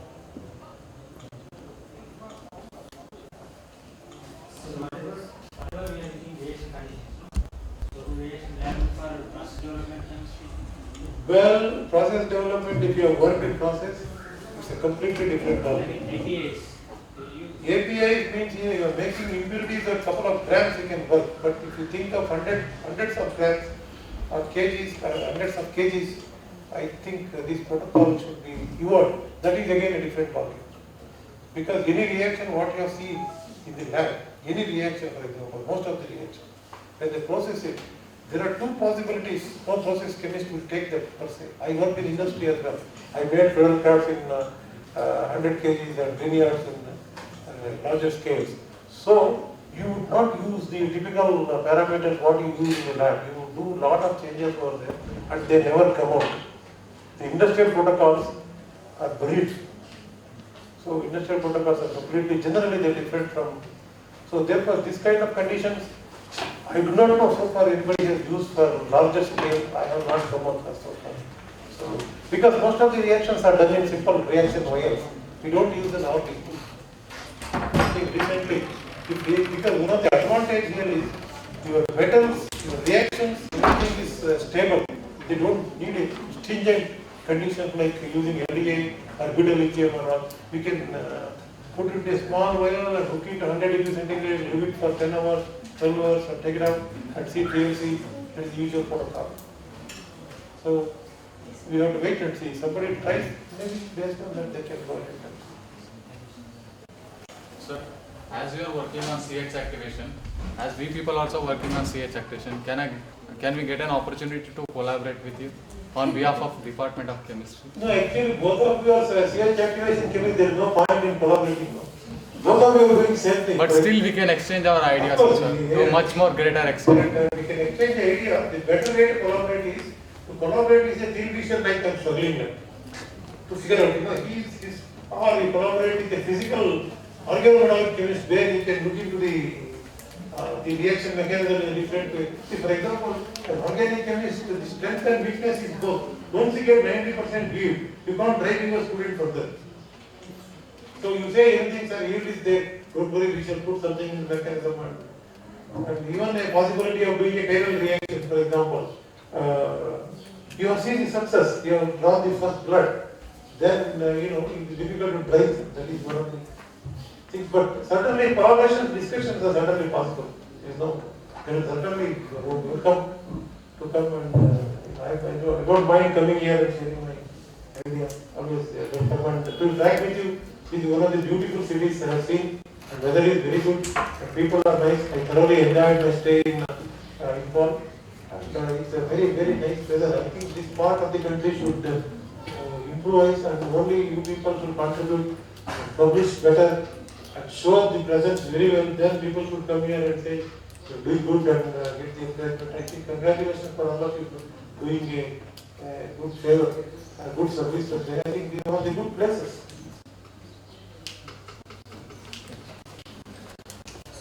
Yeah. Sir, actually, I'm a physical wherever I go for conference and so on, I come to. So, sir, have you done any technique to understand the mechanism of this reaction? Because actually, I think that when you use lots of this metal complex or metal salt, definitely there will be some sort of electronic transitions occurring among each other, so that their oxidation state will be varied accordingly. So I think that it is very important to know the mechanism of this reaction, because if the oxidations are taking place, then the mechanism of stabilizing the reactants or the product what you have got, it will lead to different direction, definitely. So is there any technique? It's a good question. It's a good question, but if you have seen, what I did not discuss with you is we have spent almost that CF3 and CF3 theory we did. We could not compare because whatever the package you have not enough experience, we tried ourselves. That's what we do. But that can throw some light. For example, Professor Sunoj at IIT or somebody, if you collaborate, it will happen, but I never tried for that. Number one. Number two is like we did some, to follow the reaction mechanism like physical chemistry, we did some labeling studies. That's what we have done. But still, we don't have the clear-cut mechanism yet. You are right, actually, that's what I said for the student, that a collaboration with a right person like a physical chemist or physical organic chemist, where he can design some experiments from there to figure out the intermediates. What we do is, we will try to take the NMRs and mass specs, some data if possible to see the intermediates are there. But in this case, it is out of question at this point. See, only deuterium studies will throw some light, little light what you have seen. But that is a good suggestion, but that should happen. That is what is happening across the globe. People will collaborate with different, like here the even CH activation, people like, you have done 4th position and somebody wants the natural product, people will do that, all these things, but These collaborations happen more and more, then you will understand the mechanism, but still it is in infancy. So that is because the collaboration between the organic chemist and the physical chemist, again, there should be, you should be out of the ego to both of us. You know, somebody gets the momentum, that doesn't matter, and all these minor things are there. But still, it is a good thing, and people are trying to do that. Maybe people will come up with it. So, sir, do you think reaction modeling will help in this? Definitely, but you need a very high. I think I think you are doing some theory for him. I would suggest that go for the higher level theory. We used only DFT calculations. We took help of somebody and other things. He did not help us. But if you really go for the good model like K and Hauk, they want to do the higher level calculation. You please do that. That will help us, and that will take the understanding to the higher level, and we can send the paper to the better journals as well. And the advantage is, if you publish in good journals from Manipur, certainly it will be noted, and it helps your institute, it helps this place, it helps your group. I think that will be more important. So I think there is no more question. If not, then let us thank sir for this lecture.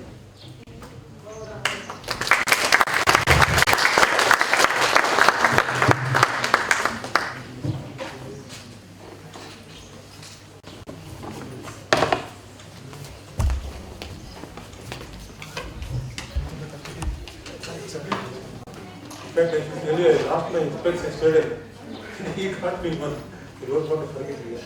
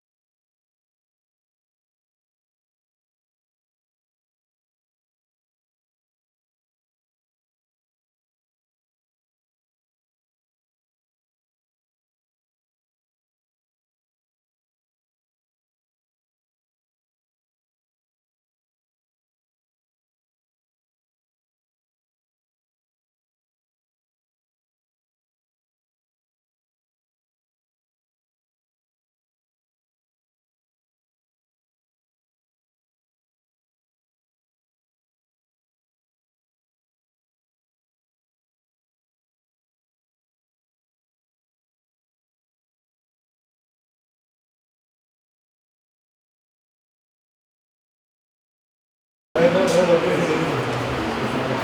I never appreciated it. I never appreciated it. If you want to know what I'm really doing, go to the website. Then you have to go to Febr and look up scholars. Create courses in all courses. Or the same way that you know,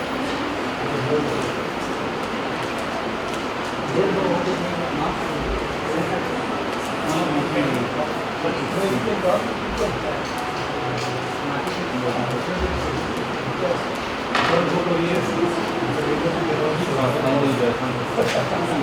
people are working in Manipur with a good boss.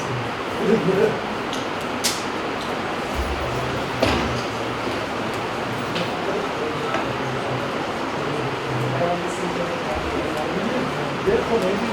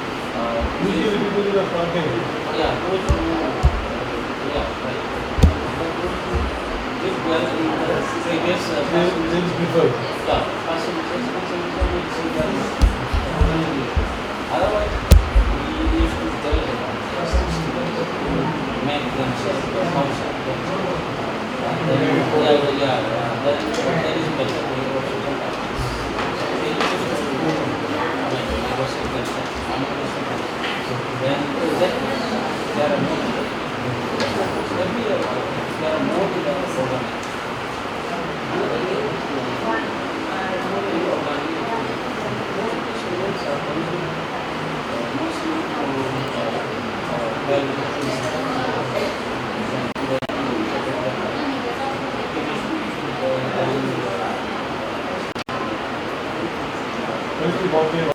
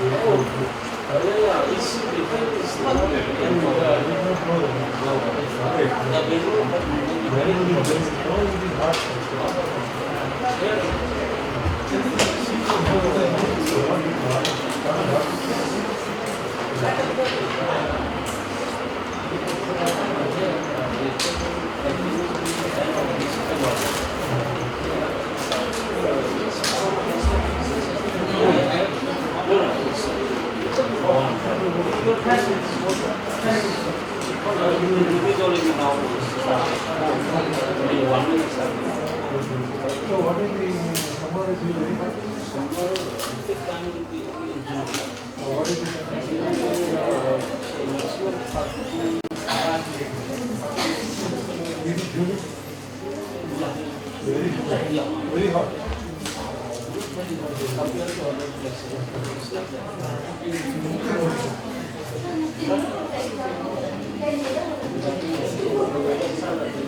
So, Bangalore is very hot. Very, very hot. It was very good earlier. Earlier when I came to Bangalore in 1985, we never used to have fire. Whether it was to Orgic, either it is 24 or 28. Whether it is 28, either it is 24.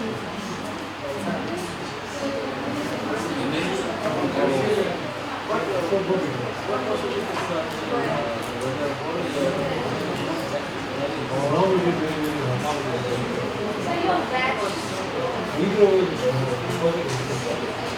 Neither about the hottest.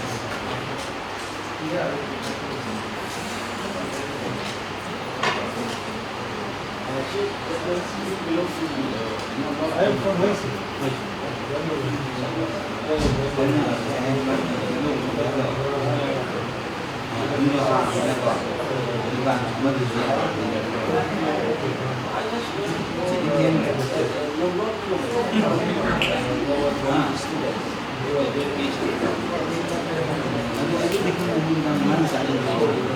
Okay. Wait for physics. She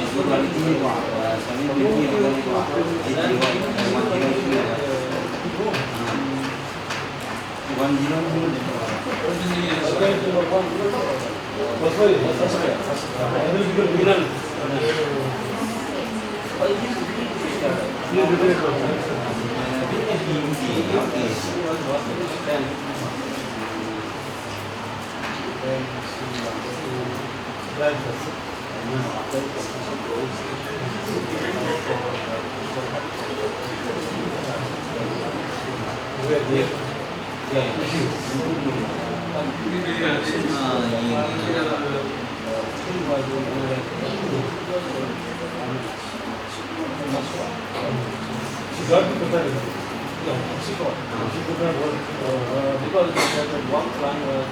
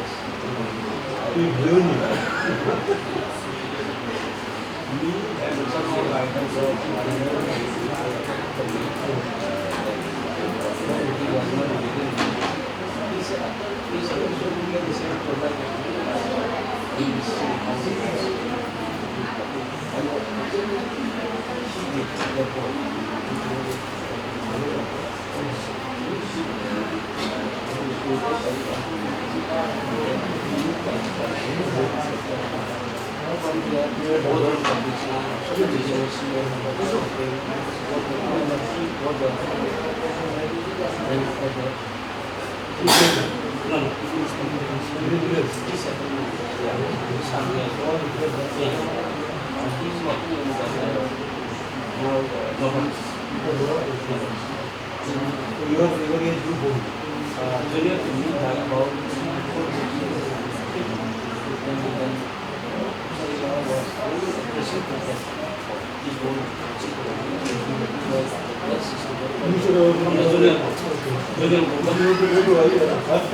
You would have also been there.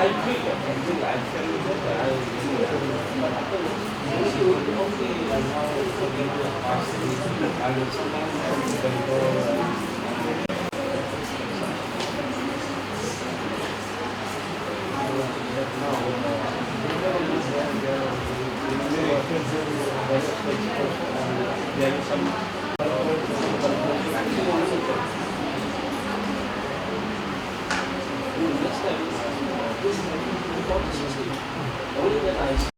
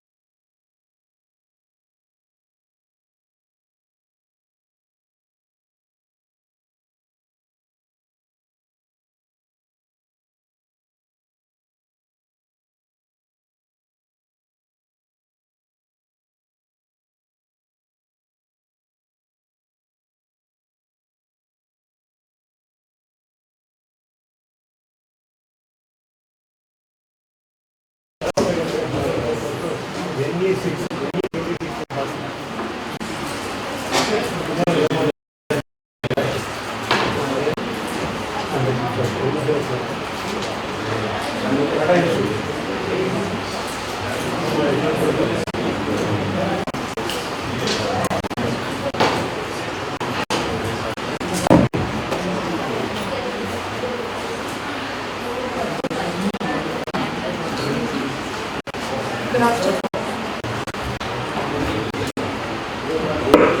afternoon. We will commence the program in a very short while.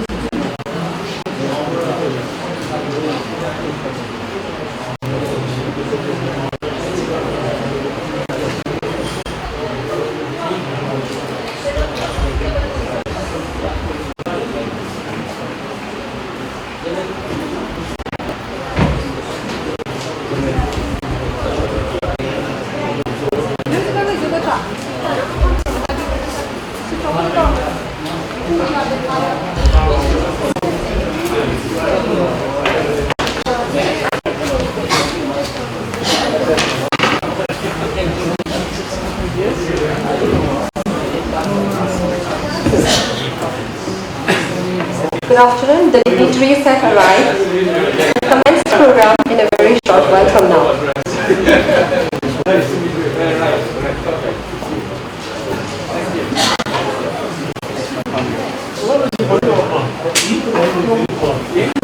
You may please be seated now. Good afternoon. I feel privileged to extend my hearty welcome to all of you on behalf of the National Institute of Technology on the inaugural function of the short-term courses under Global Initiative of Academic Network GIAN, Organic Synthesis Towards Greener Horizons, Challenges and Scope. It's a 5-day course, so be a part of the next 5 weeks for a change.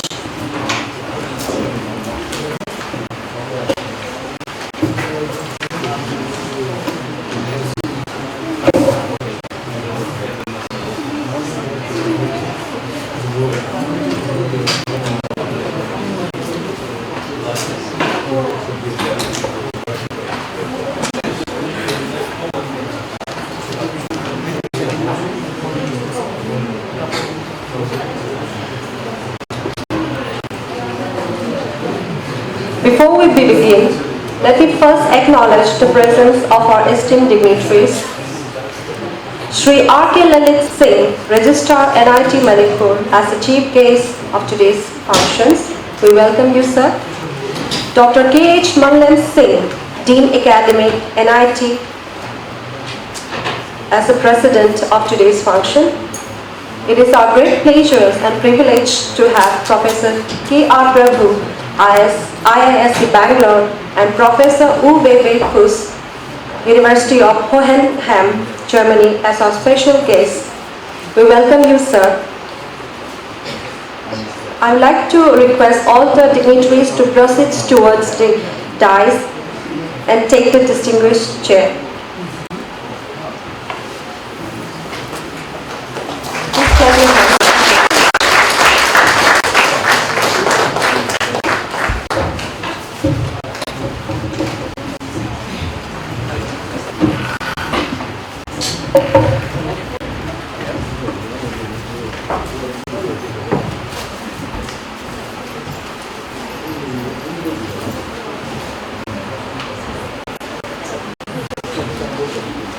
To begin this auspicious occasion, the dignitaries on the dais will be felicitated. Now I request the volunteers to kindly come up and put the badges on the dignitaries and welcome our honorable dignitaries with a bouquet and memento.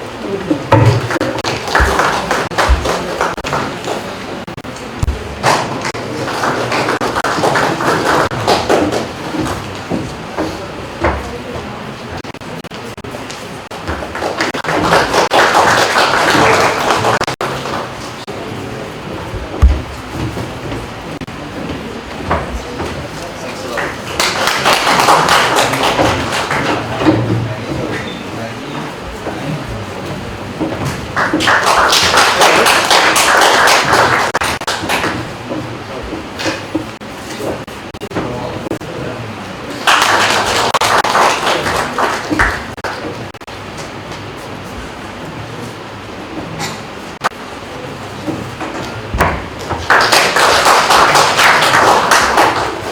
you, volunteers. Thank you, sir. Now, may I have the pleasure to request Dr. Chandi Malakar to deliver the welcome address. Sir.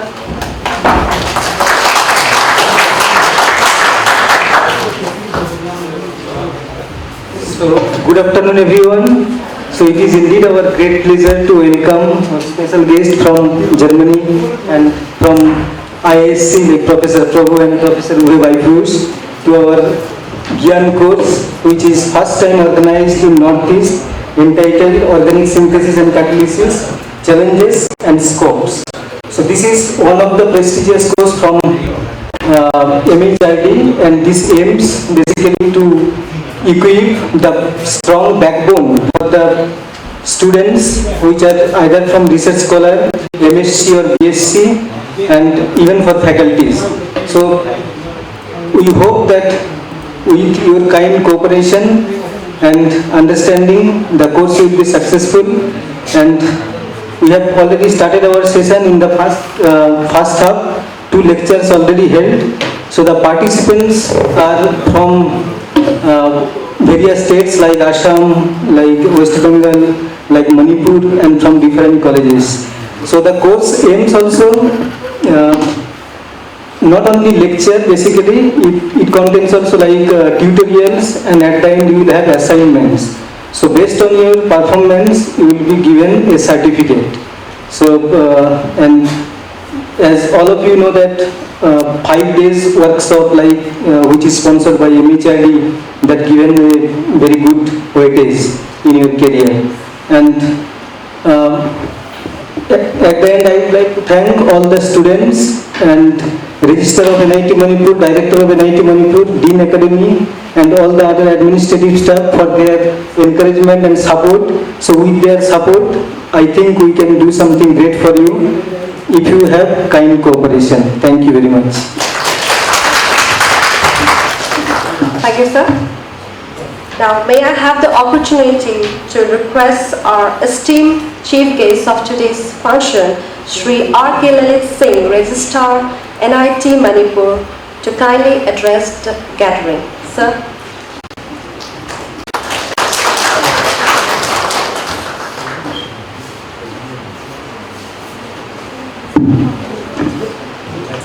Good afternoon, everybody. First of all, I welcome everybody. Respected Dr. K.S. Malan Singh, President of this function, Professor K.R. Prabhu, IISc Bangalore, special guest, and Professor V. Beifus, University of Hohenheim, Germany, special guest.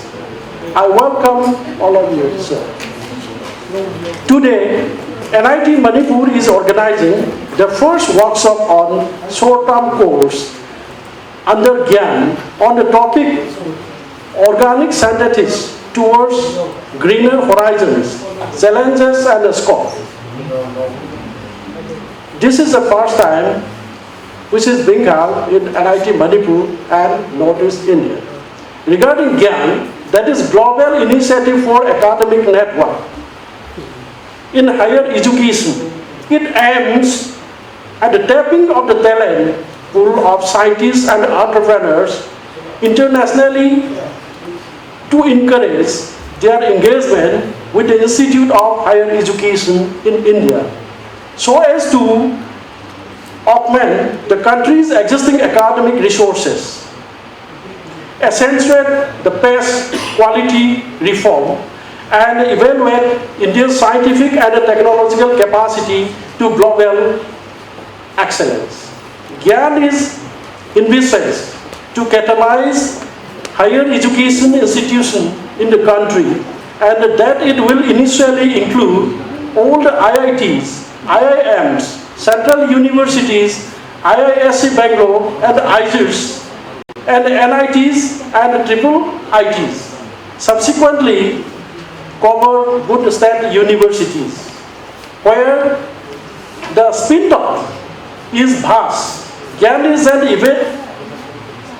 evolving scheme which will initially include participation of foreign faculty in institutes as distinguished adjunct, visiting faculty, etc. to participate in delivering short-term or seminar long-term courses. Till that, 801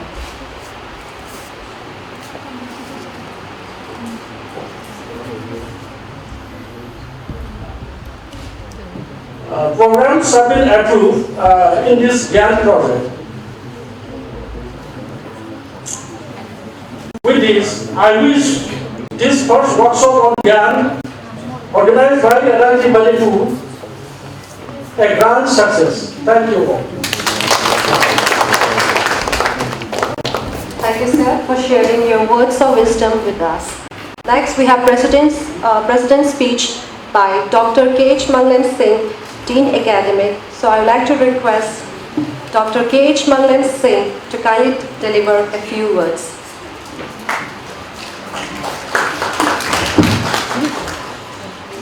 Good afternoon, everyone. My respects goes to Sri Catalysis Singh, Principal, NIT Manipur, and chief guest of today's function, Professor K.R. Prabhu from Indian Institute of Technology, Bangalore, Professor U.E. Prabhu from Germany, Professor Mukherjee from Department of Chemistry, Manipur University, our faculty, staff, our students and participants and media people. Actually, these days, our faculty and staff are very busy with many works. Three things are happening as per our academic calendars. We have mid-semester examination from today will continue up to 3rd March. So many of our students, others than chemistry, will be busy with examinations from 10 to 11:30. But in other time, they can come and participate in the workshop. Workshop is again starting from today, will be continuing up to 3rd March. So faculty and staff who are not busy with the exam hall, I request them to come and participate in the workshops. This GIAN program, this is happening for the first time here, and I would like to thank the chemistry department, their faculties and staff. And I request others department also to organize such seminars, workshops. This will be very much useful for our faculty, staff and students. Nowadays, some other things are also happening here. Elections is also there. It will be held on 4 and 8 March. And many of our faculty are assigned with election duties. Today also, many of our faculty went to attend the training program for the elections. And we may be called again, those who are assigned election duty, may be called again to go for the training program. That's why some of the faculty may not be able to attend the courses. My request ultimately is to request all the faculty who don't have any distinct assignment and students who don't have exams, so you please come and attend the courses.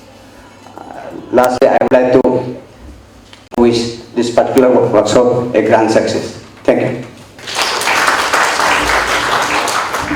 Thank you, sir. Meanwhile, we will have our traditional auspicious lamp lighting ceremony as a tribute to Mother Saraswati, the goddesses of knowledge. We pray for your blessing and give us wisdom to make this function a grand success. So may I take this opportunity to invite all the dignitaries present on the dais to join in for lighting the lamp.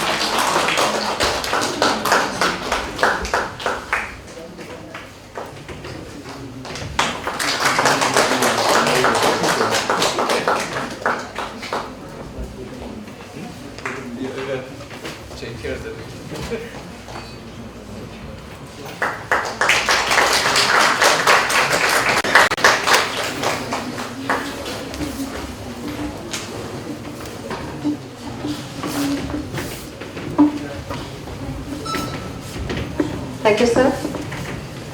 Moving on. May I take this opportunity to request Professor K.R. Prabhu to share his view with the audience. Sir.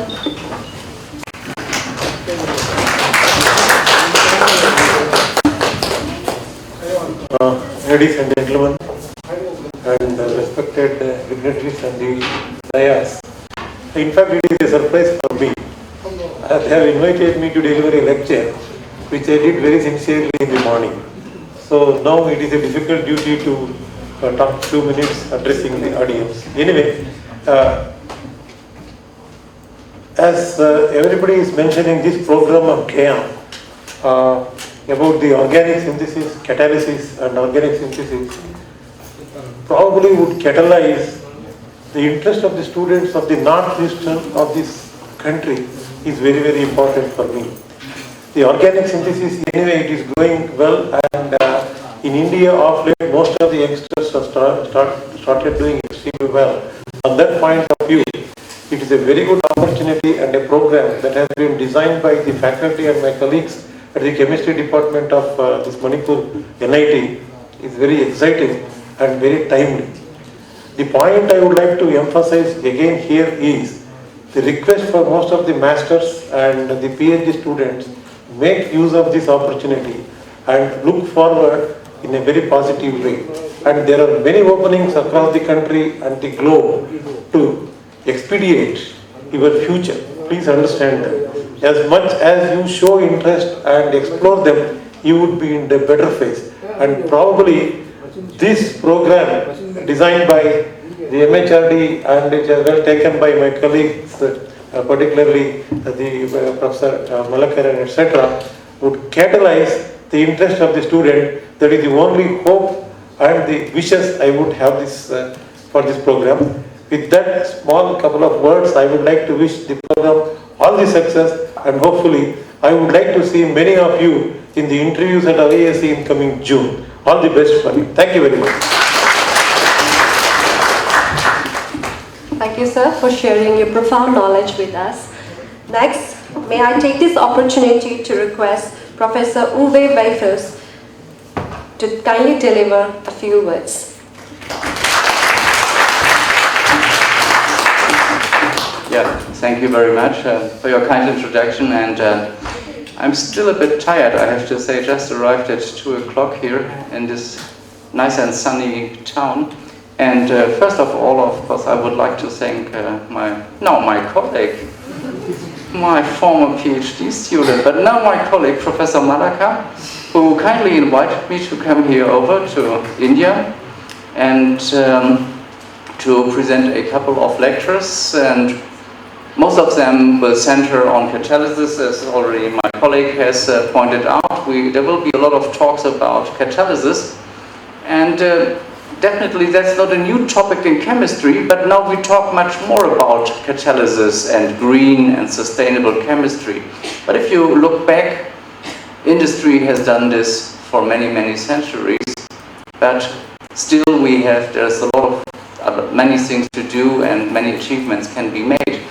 And so there will be a lot of progress. There has been a lot of progress over the last decades, and there will be much more progress in the near future, and I'm sure you will be part of this. So I've been to India for several times, but never I've been here in the northeastern part of India. So this is my first experience here, and I'm very happy to be here. And thanks again for inviting me, and I'm looking forward to a very, very nice conference, or very, very nice, what is this, educational thing here, right? So I'm looking very, very much forward to that, and thank you very much, and hope we will talk together and have a lot of communication. And I don't know the format of this thing here, whether questions are allowed or not. I don't know, so we will see.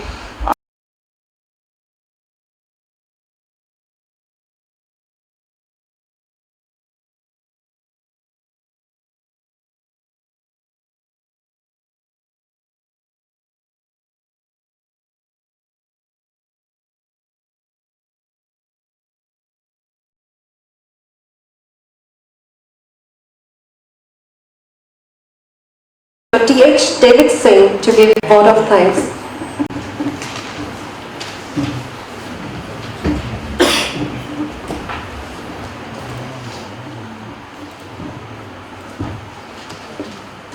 Good afternoon, everybody.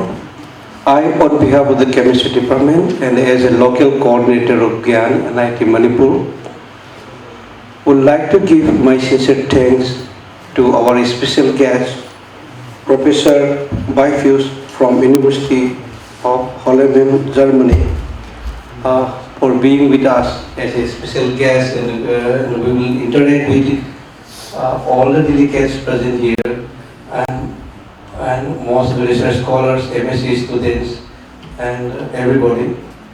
And actually, I would also like to thank our guest of honor, Professor Prabhu from Indian Institute of Science, Bangalore, for being with us and going to be a part of this GIAN course here in NIT Manipur. And I would also like to thank the director NIT Manipur, the registrar NIT Manipur, and their administrative staffs for cooperating for organizing this workshop a grand success.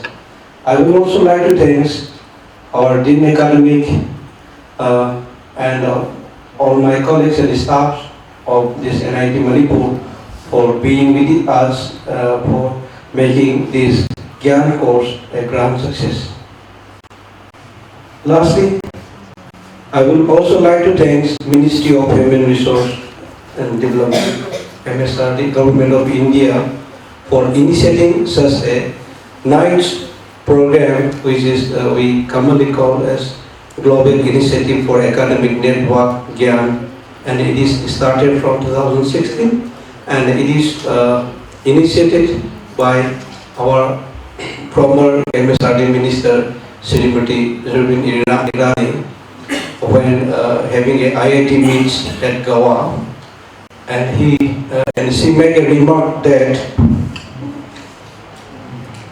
a system of global lectures by internationally and nationally renowned experts will be involved along with a comprehensive faculty development program, not only for new IITs, IIMs, or NITs, IJRs, but also for other institutes in the country. And then afterward, as initiated by IIT Kharagpur, has given chance for initiating this GIAN course, and I think it is going quite successfully throughout our India. And we are also a part of it, and as we are organizing here as a first time in our NIT, and next year we are expecting more GIAN course from the faculties. And so far, 6 proposals have been submitted to GIAN course in 2017. So with this, and lastly, I would like also thank the media fellows, media persons, my colleagues, and the team involved in the live webcastings. And thank you all. Thank you.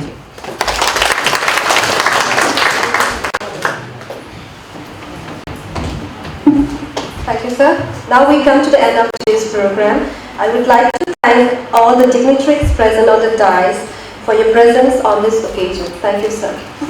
Thank you, everyone.